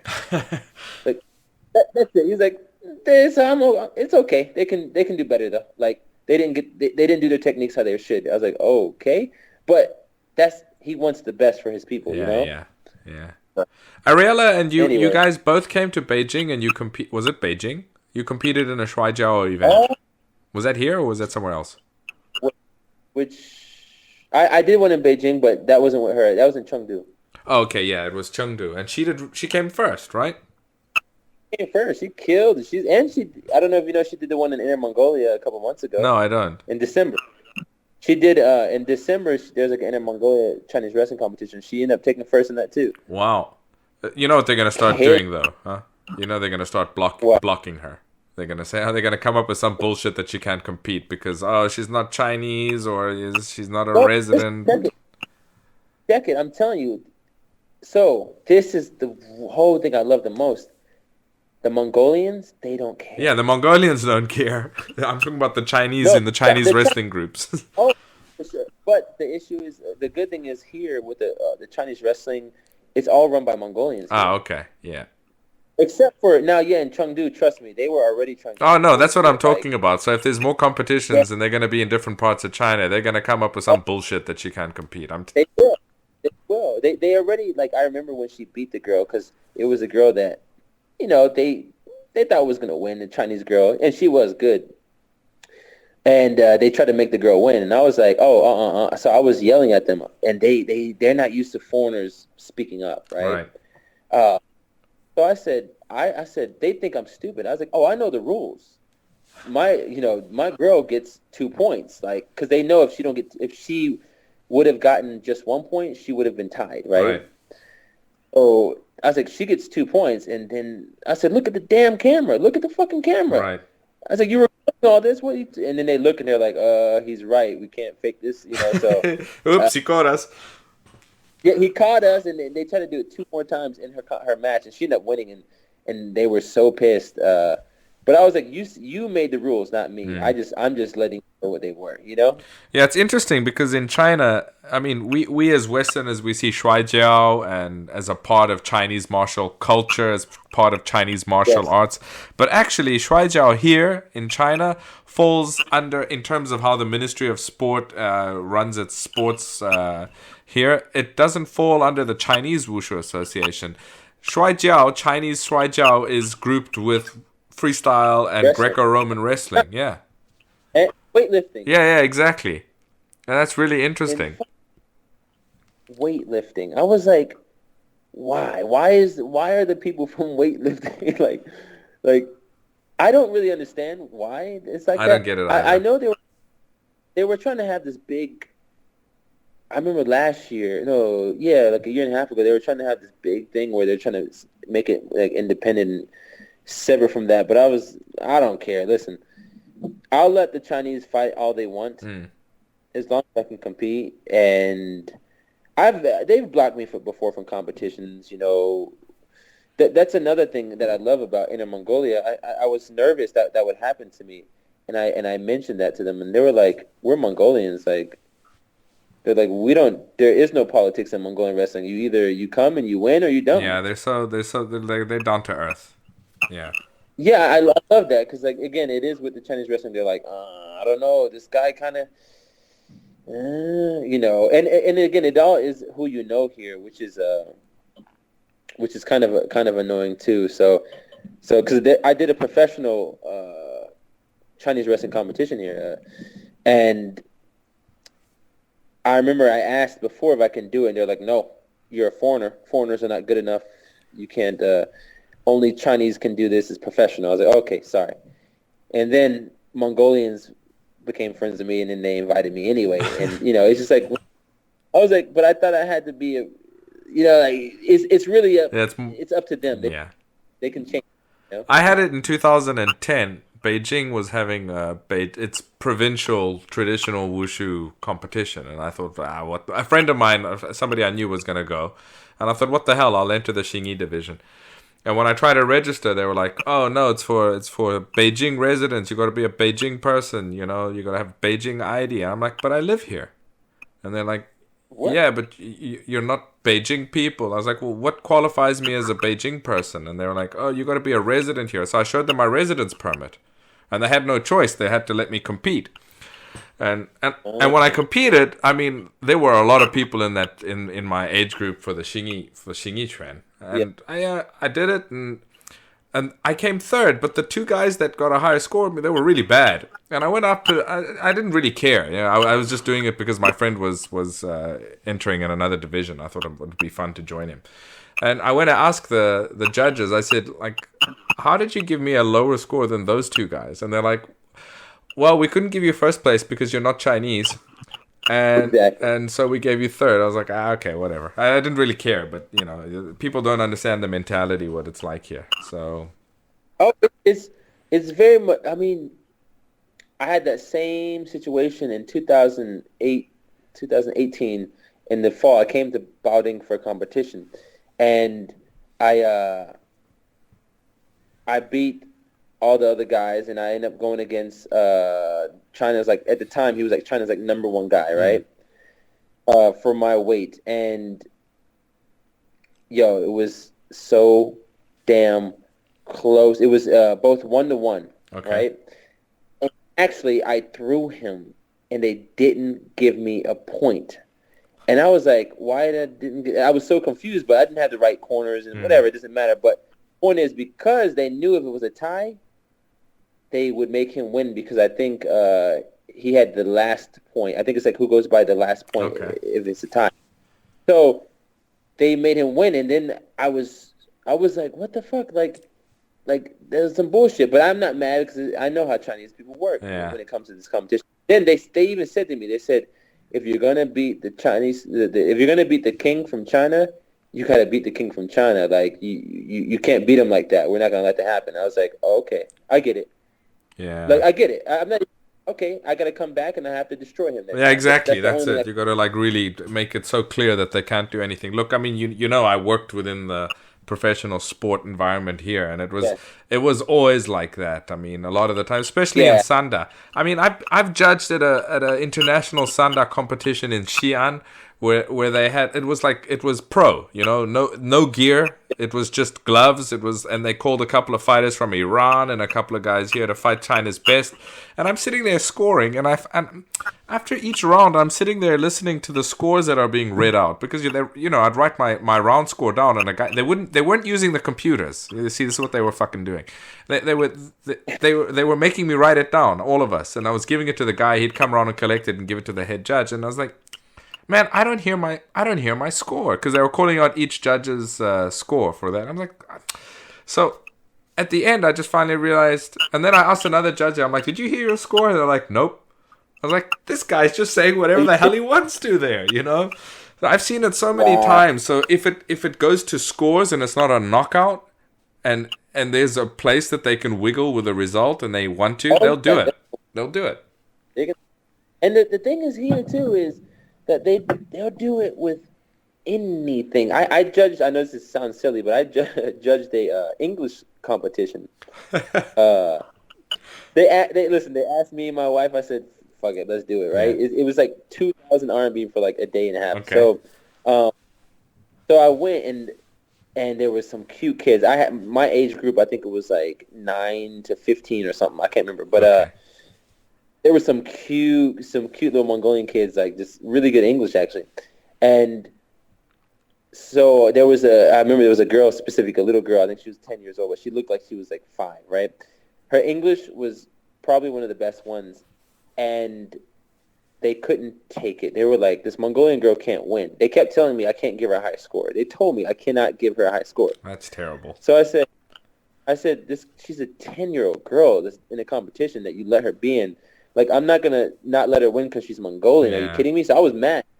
What I did was, because I have to tell the score right after they perform. So I gave her, and this is something they hate here, I gave her a 100. 100 3 times, and they got so mad. They literally walked up to me and said, you are not allowed to do that. In China, we do not do this. Like, you can. They said from now on you can't go past 95. I said, then why do you have 100 on here? I said I'm not from China. I'm from America. I can do what I want. And they were pissed. I listen. I didn't care because I wanted the girl to win. So she made it all the way to the finals, right? Because pretty much because I'm making her, and she was good though. And then at the finals, I gave her. They said I couldn't do more than 95, so I gave her 95 anyway. And yeah, so she ended up winning the whole competition. And one of the Chinese ladies stood up and says, I hope, in front of everyone, there's a lot of people, she says to me on the microphone, I hope you're happy now. Oh, like Jesus. your favorite one. And I said, I am actually. And I looked at the little girl and her parents, they were happy. And I smiled and she ran up and gave me a hug. It was really cute. But in my head, I was like, damn, how evil can you be? Yeah. To like, you know what I mean? Like, one, they're like hating on this because she's Mongolian, and then it's like she's a little kid.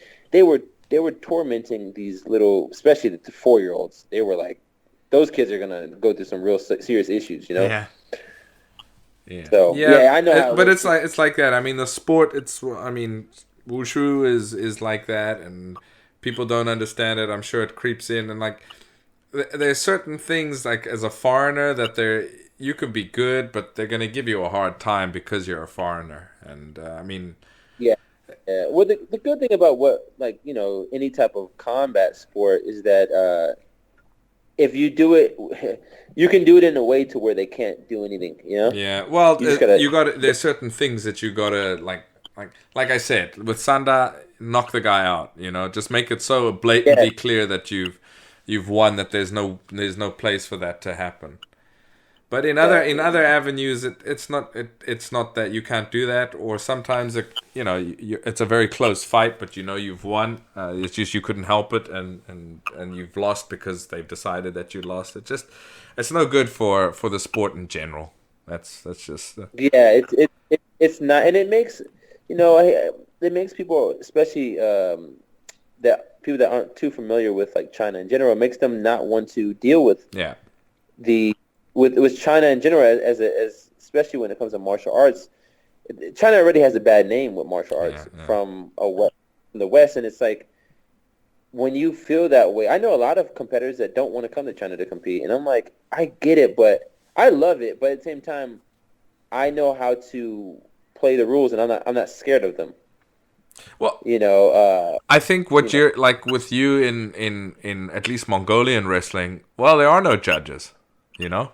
You Yeah. go until somebody loses. So Yeah. I like that. I think Yes. that's about as fair as it can. And to be honest, I think even in martial arts, like, the reality is forms competitions is nonsense. Let's just be honest here. I mean, martial arts is about martial arts. The testing of it is some form of pugilistic competition. Even if you don't do that, I could say I'd respect you if you don't even feel like doing that. That's okay. But if you really want to compete and test yourself against another martial artist, it's not who's prettiest on the day. I mean, come on. Yeah. It's about. That's why forms competition is just. And that's why it's taken martial arts, and specifically Chinese martial arts, down this really weird road, to be so disconnected from anything combat oriented. I mean, you've got guys that, they wouldn't be able to, if they punched anything, they'd hurt themselves. I mean, It's so honestly, I think we all. I mean, many of us that have trained in, especially in traditional or Chinese martial arts, have kind of fallen into that rabbit hole. Like I used to be like that. I always liked to fight, but I loved the forms at one point too. For many years, I'm like, oh, forms. I gotta win forms competitions. But okay, like that's as I got older, I realized. well, yeah, I was too. I used to do sport wushu competition as well. I used to love it, But eventually, you understand. I could say I was ignorant back then about martial arts. So, yeah, I mean, it's nice. It has its place, but it shouldn't like.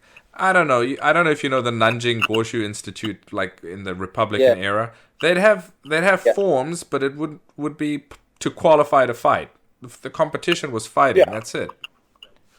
Yes, and even with wrestling, like, so I'm used to training with like when I went to Baoding and stuff, and when I train with the Chinese athletes, they take their drills serious. I mean, 2 hours. Even in Beijing, like every day you're doing deepen gong. You're going hard. And when I got here, I was like, this is the professional team. Like half of their drills, it's like the laziest I've ever seen anyone do. You mean wrestling drills, right? Yeah, wrestling drills, like Chinese wrestling drills. Right? It's like their Jibin Gong is just like straight up late. But then I realized, oh, well, also they've been doing this since they were like 5. Yeah, it's different. They've grown up. They've physically... Like, we do a lot of those drills because, like, I mean, especially if you started martial arts later in your life, and this could be the benefit of forms, all of these things. It's because it conditions your body, you know, flexibility, strength, stabilizing muscle, so you don't get injured.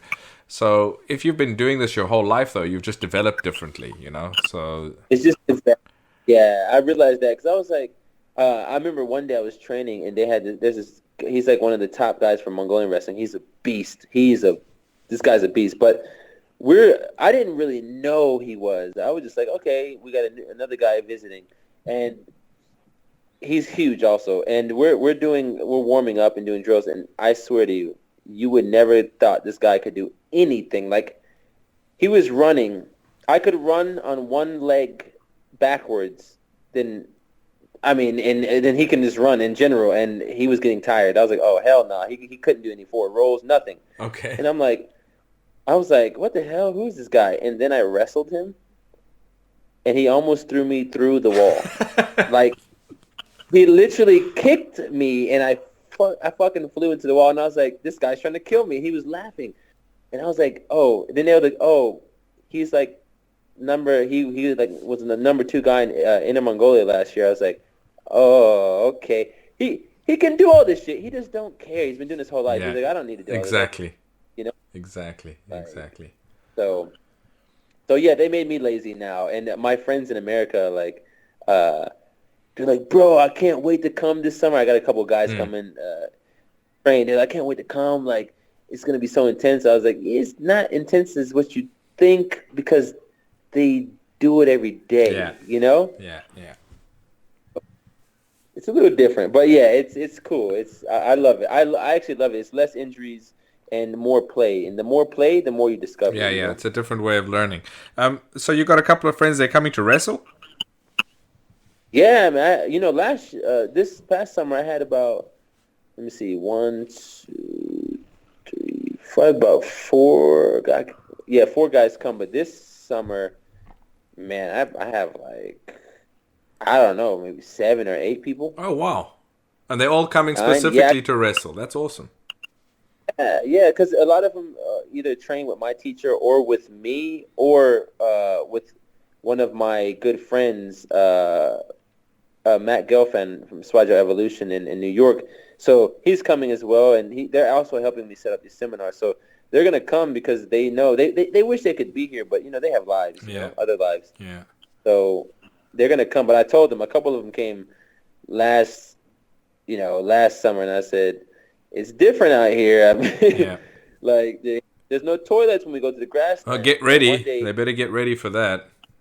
So. Oh, let me tell you, I don't want to bust my friend out, but I'll say this. He's bougie. I love him. This man came to Inner-Mongolia from America and brought a portable toilet, a portable shower. Like, I couldn't believe it.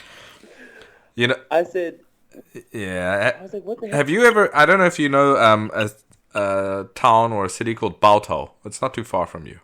Oh, Bokh, yeah, I've been there. I went to Bokh in 2002, and my wife's aunt, so her dad's sister, she lives out in like the farm areas there, and we went to visit her, and it was a really nice experience. It was winter, and like, we slept on a kang. I don't know if you know what a kang is. It's like a stone, like in the farm areas, traditional things. It's like they've got a little fireplace thing that you put coal in, and you cook your food on top of it, and it's got a chimney that goes out the roof, but then it's got another pipe that goes into the cement. Yeah, you seen it? Yes. You sleep on it. Yes. Yes. Like Yes. we all slept on Oh, this okay. one big thing. It was one of the best night's sleeps I've ever had. It's like underground heating from the same thing that we cooked our food on. But I remember going to the toilet there, and like if your friend is he gonna if he's like used to carrying toilets and they're not used to that. I mean, it's just a hole. I mean, and it was frozen over I with piss. So I mean, there's a risk of slipping and falling in that hole. So yeah. So I made him suck it up. I was like, when he came last summer, and I was like, "You're not bringing to the grasslands. Like, if you want to connect with these people, you cannot come and bring a fucking portable toilet, a portable shower. You know, like you gotta suck it up." So he sucked it up. But I remember one night, me and Huha, well. This was okay. Again, I gotta say this again. I am half black, so there's certain things I need, like lotion, Mm-hmm. and the shower every once in a while because my hair gets itchy, Yeah. right? So me and Huha are out in the grasslands, and then he's like, "Oh, we're not gonna go home." We didn't go home for like a week. I didn't know we were not gonna go home for a week. I had like one underwear. I had like one everything with me. I was like, "Oh hell no." And we go to this place, and he's like, "Oh, we're gonna find a hotel." It wasn't a hotel. There was like 3 buildings in the town, right? So we stayed in this like some random place, and I was like, "Who? I gotta wash my face." He's like, I was like, "I gotta use the bathroom." He's like, Then he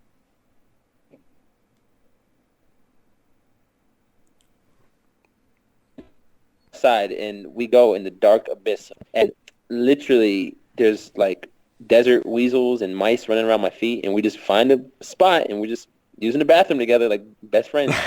Out in the middle of With nowhere. mice running around my feet. It was quite in the middle of nowhere. I was like, damn, I was dying laughing because at the same time he was texting my wife. I don't know why, but he was texting her. He thought it was really funny, and he's like, "In America, do you guys do this?" I said, No. We have toilets everywhere. He's like, "Oh yes, we're very our hygiene is very poor here. Like Mongolians are very." I was like, No, it's just different. I actually like it. Yeah.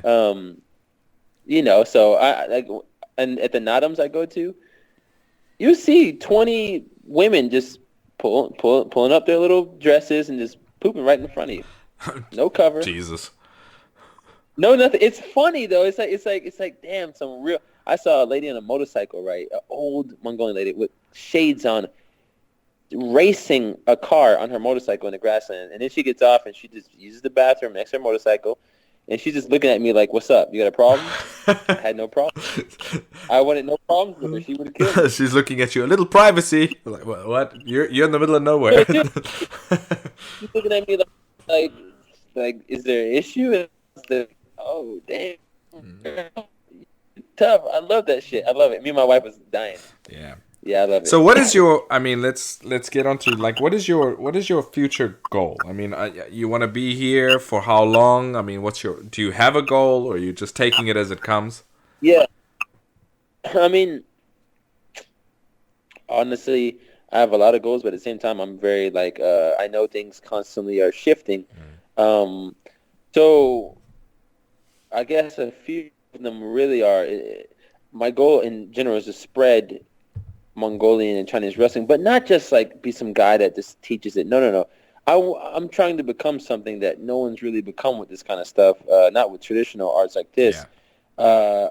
I want to I want to teach it the proper way. I want to be the first one to really teach Mongolian wrestling outside of this place, and I want to build like an empire, pretty much, where I have training facilities all in Europe, in America, and Inner-Mongolia. So I plan to stay here for a long time because I want to develop that and have different teams and make it become something that's something dope, like something big. But I also want to do movies with it, and I want to do everything with my martial arts. It's like I don't just want to be a teacher or just a fighter. Right. Like I want to do everything I can, because more avenues, more.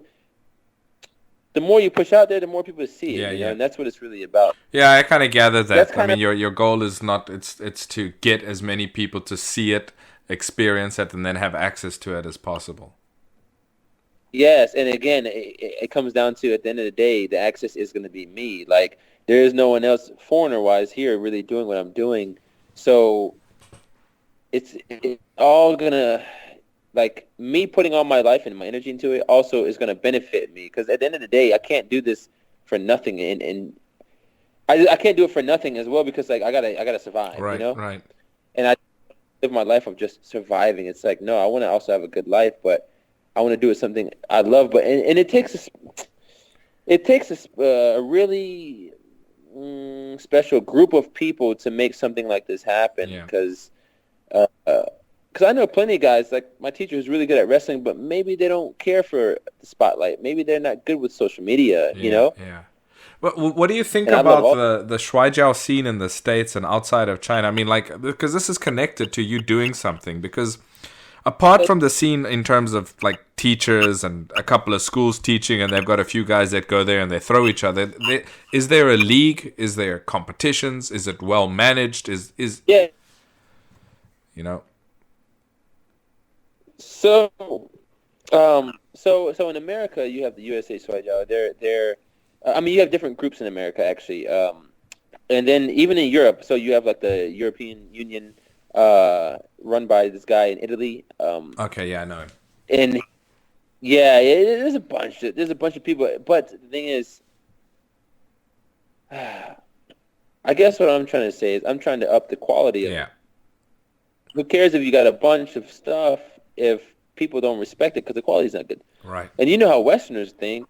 If they a Westerner, if they meet, if you say, yeah, I do, this traditional style of Chinese wrestling, and then you suck, and then guess what? Now everyone's gonna say, oh, this guy did this sucks, Yeah, they're gonna. just because the one Yeah, guy the did it. art sucks. So yeah, yeah,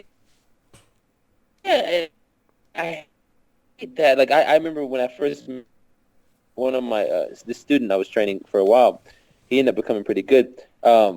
He was a jiu-jitsu guy, and he was like, so what is this shit, bro? I was like, it's Chinese wrestling. So he's like, let me see it. So I said, okay, let's wrestle, and I just killed him.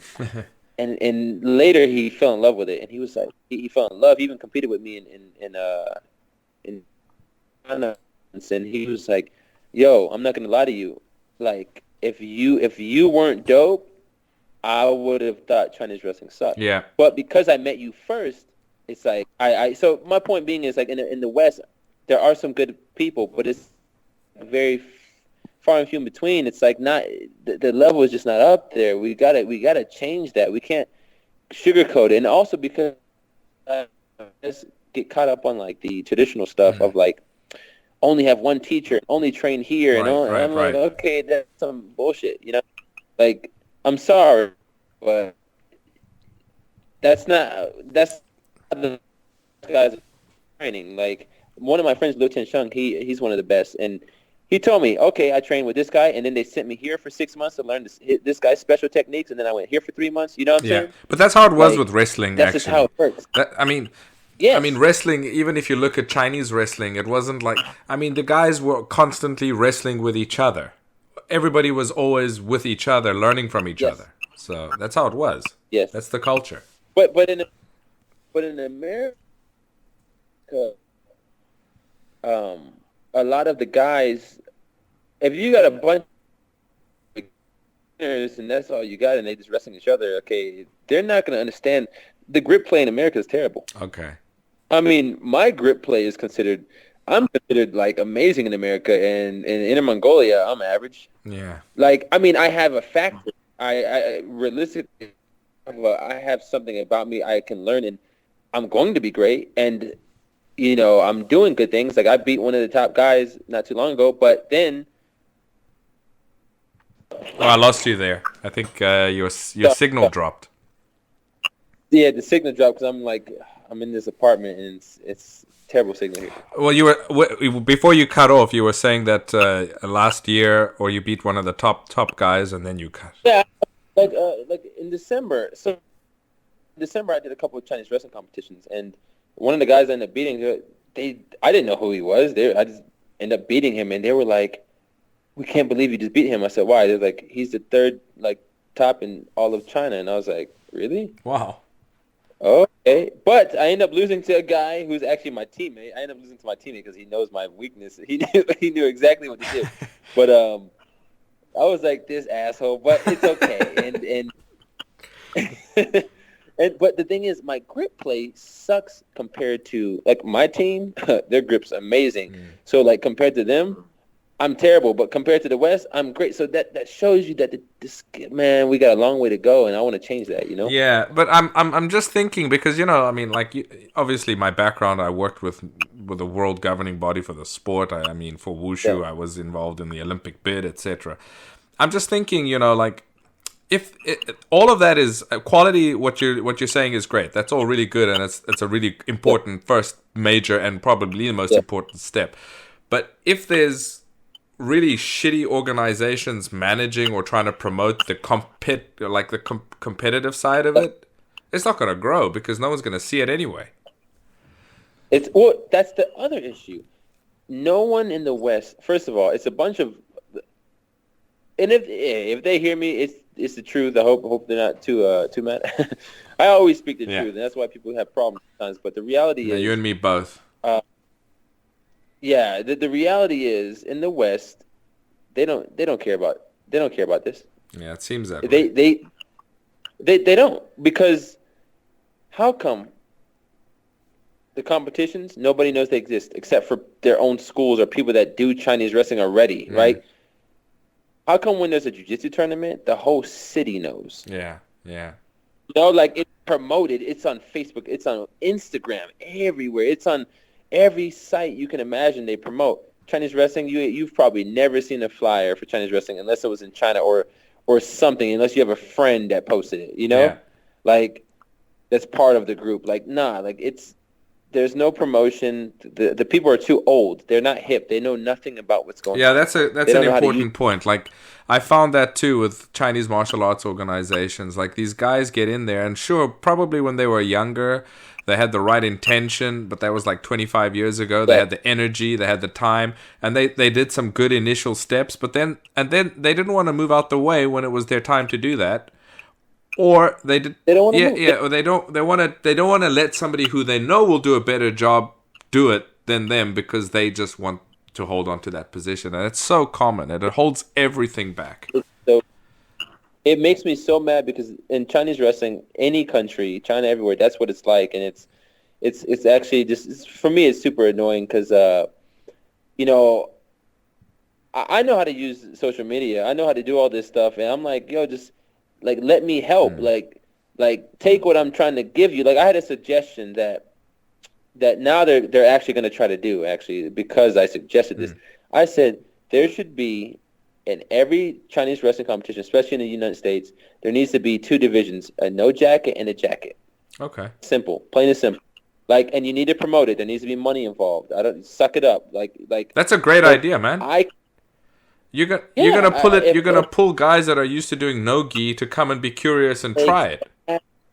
Exactly, because I said I train at a lot of places, sambo, jiu-jitsu, a lot of no-gi places as well, and the biggest thing is they're intimidated by the jacket because they're like, I don't know that shit, like I don't know how to use that jacket, so they don't do it. But if you say, okay, do the same thing without a jacket, they eat it up. They eat it up like fucking candy. Yep. So. Make two divisions, nothing, no forms, no bullshit, no kung fu in there, just two divisions wrestling, and then have money. And people, are so stingy when it comes to money. I'm like, I'll put my own money up. Like I'm gonna do a little nadam when I go to teach this summer in New York City, just out of my own money, just for fun. Yeah. Like. I'm gonna go to the park because it's like you gotta invest in what you love. But it's not that, I'll tell you the truth. It's like I understand somebody doesn't want to use his own money. Okay, I get that. But if you're an intelligent administrator of a sport that you want to grow, you'll know that you got to get the right people in there that'll help you do the right marketing, which will get a sponsor, which will pay for what you need to pay for. Oh, they got the sponsor. Trust me, they have.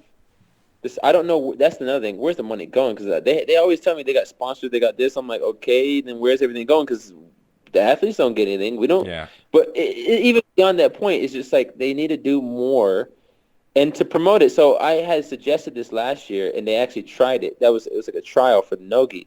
But guess what? I've never seen it. I didn't see it promoted anywhere. Yeah. And I told them, I'm moving. I'm not going to help. You need a promotion and you need money because the reality is you go to a jiu-jitsu tournament, you're gonna get some money. Yeah. You know, in America, you will. I know a guy that makes.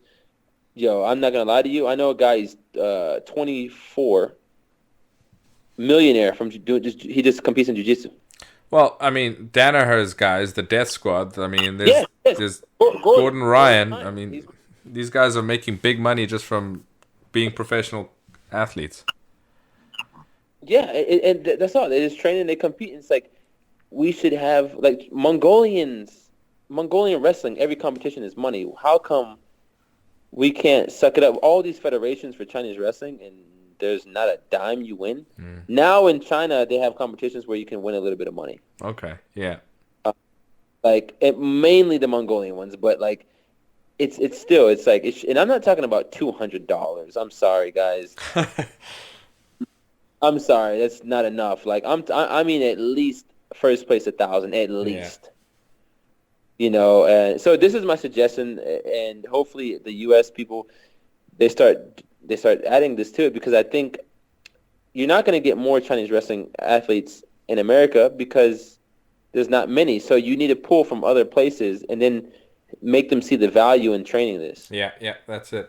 Well, look, I mean, I think you've got a good plan in terms of firstly developing yourself as, skill-wise, Yes. getting that background of experience and a name for yourself through not just talking but doing, and then trying to share that. Yes. And I mean, who knows, if they don't get it right, maybe you're the guy that'll get it right for the organization in the future later. So yeah. But a lot of these guys, like, that's the other thing, is like they want to be in charge of everything, but you know how many guys I've seen in charge of Chinese martial arts that don't even practice? Like, they're so bad, but they want to be in charge of it. It's like, that's why I'm saying you're going about it the right way, because if you're going to be firstly a practitioner, secondly a serious one, and thirdly then become a high level one, and then you want to go into administration, at least you've got, it makes sense. It doesn't make sense for somebody who doesn't know anything, he doesn't practice, he's not very good, and he wants to tell everybody how it's done and be in charge of it. It's not going to go anywhere.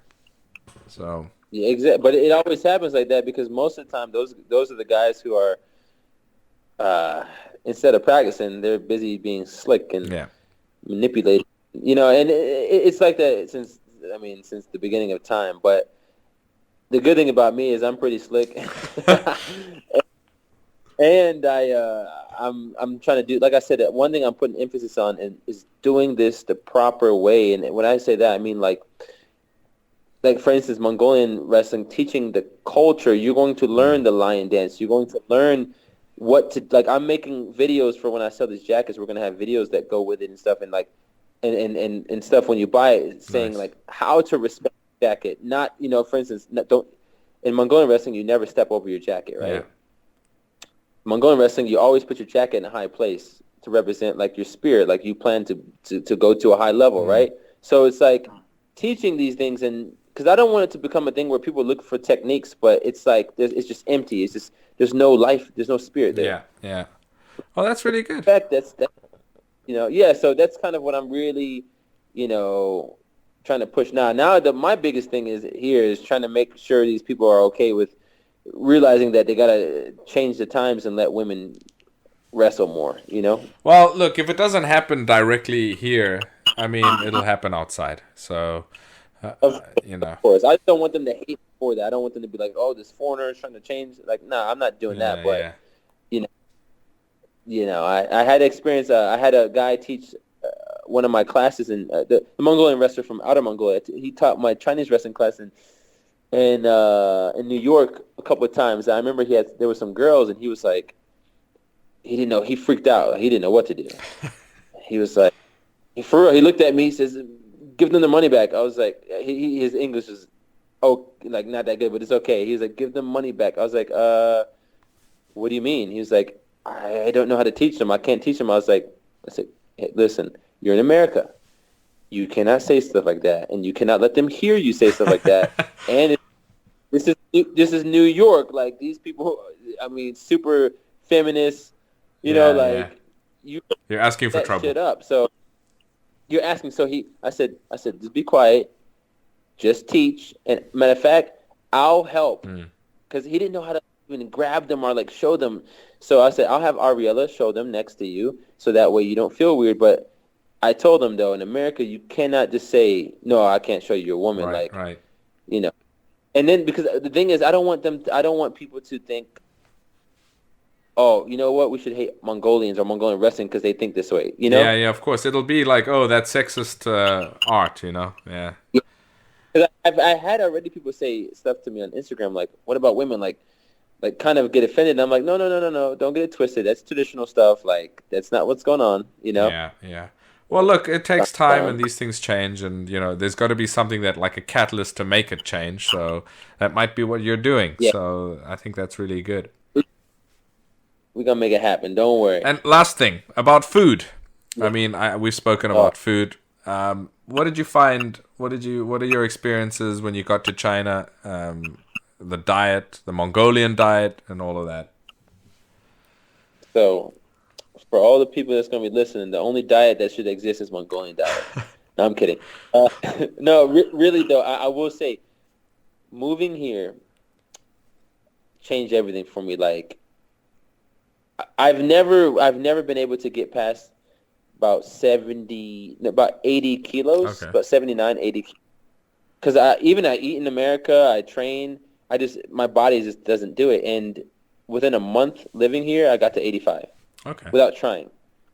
Because what I'm trying to say is the meat, the lamb, the beef in Inner Mongolia, not the rest of Yeah, yeah, China, I it's can't say, different. but the the lamb and the beef and the yogurt.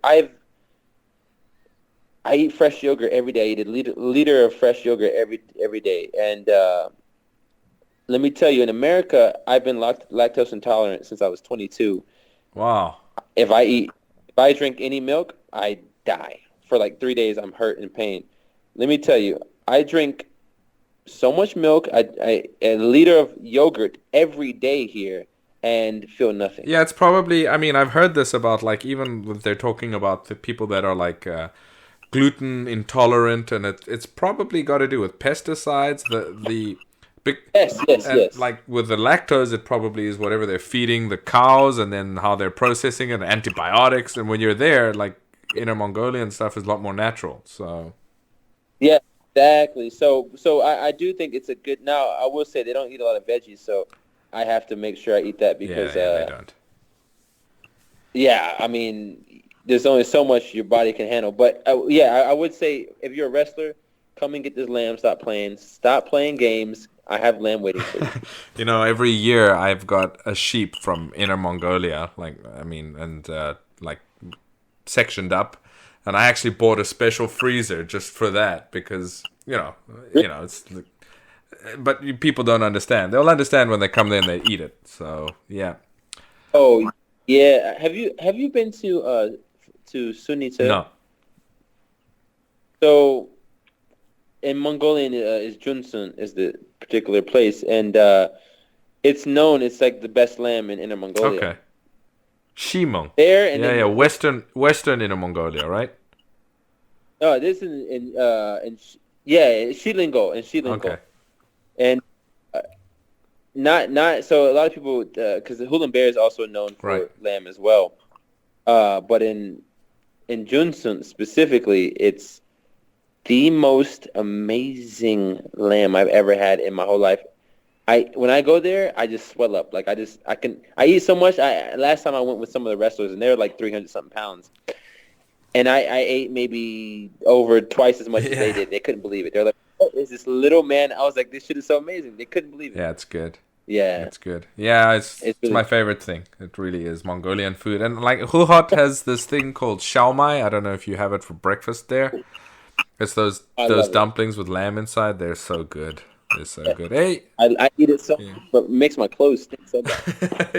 Yeah. Yeah, and of course Mongolian milk tea, which is different to what people think it is. It's salty, Yeah. but yeah, it's also one of my I drink it here. My wife makes it at You home like too. it? So Oh, you like it? yeah, Okay. yeah, I like it. You don't like it? No, I drink it all Yeah, day. yeah, it's good stuff. But I had a friend. I won't say his name either because they'll kill him. He came here and he was like, is it? He's like, is it just me or does this kind of taste like?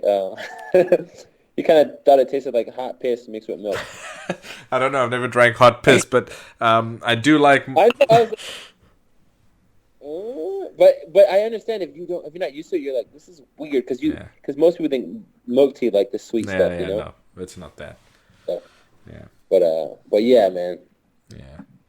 Well, it's been a really good discussion. I'm glad we finally got it done.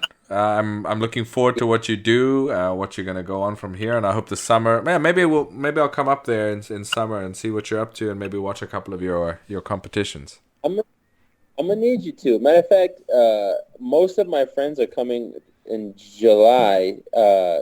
Like I said, I'm living in the grasslands, so if you're free, man, I'll come through and do it. I'll try to do it. I actually have an old childhood friend of mine, and we had a plan to go driving through Inner-Mongolia this summer. So that sounds like to try connect it together would be a good idea. So, for sure. Just let me know. Yeah. All right. Well, thanks so much, and I'll get whatever contact details you want from you included and to put in the show notes, and that's how people can get in contact with you. And if you have any last words you want to say, otherwise, yeah. We'll finish up. Well, you know, I always have some last words, but pretty much just stay tuned, guys. Listen, if you're listening, stay tuned, and also just never quit, you know, trying to shoot for what you believe in, because I'm 31 now, and look where I'm at. Like, life just keeps getting better. Like, keep going for that shit, and you'll get wherever you want to get, you know? Well, those are good. That's good advice. All right, man. Thanks so much, and we'll be in touch. Okay, bud. Okay, have a good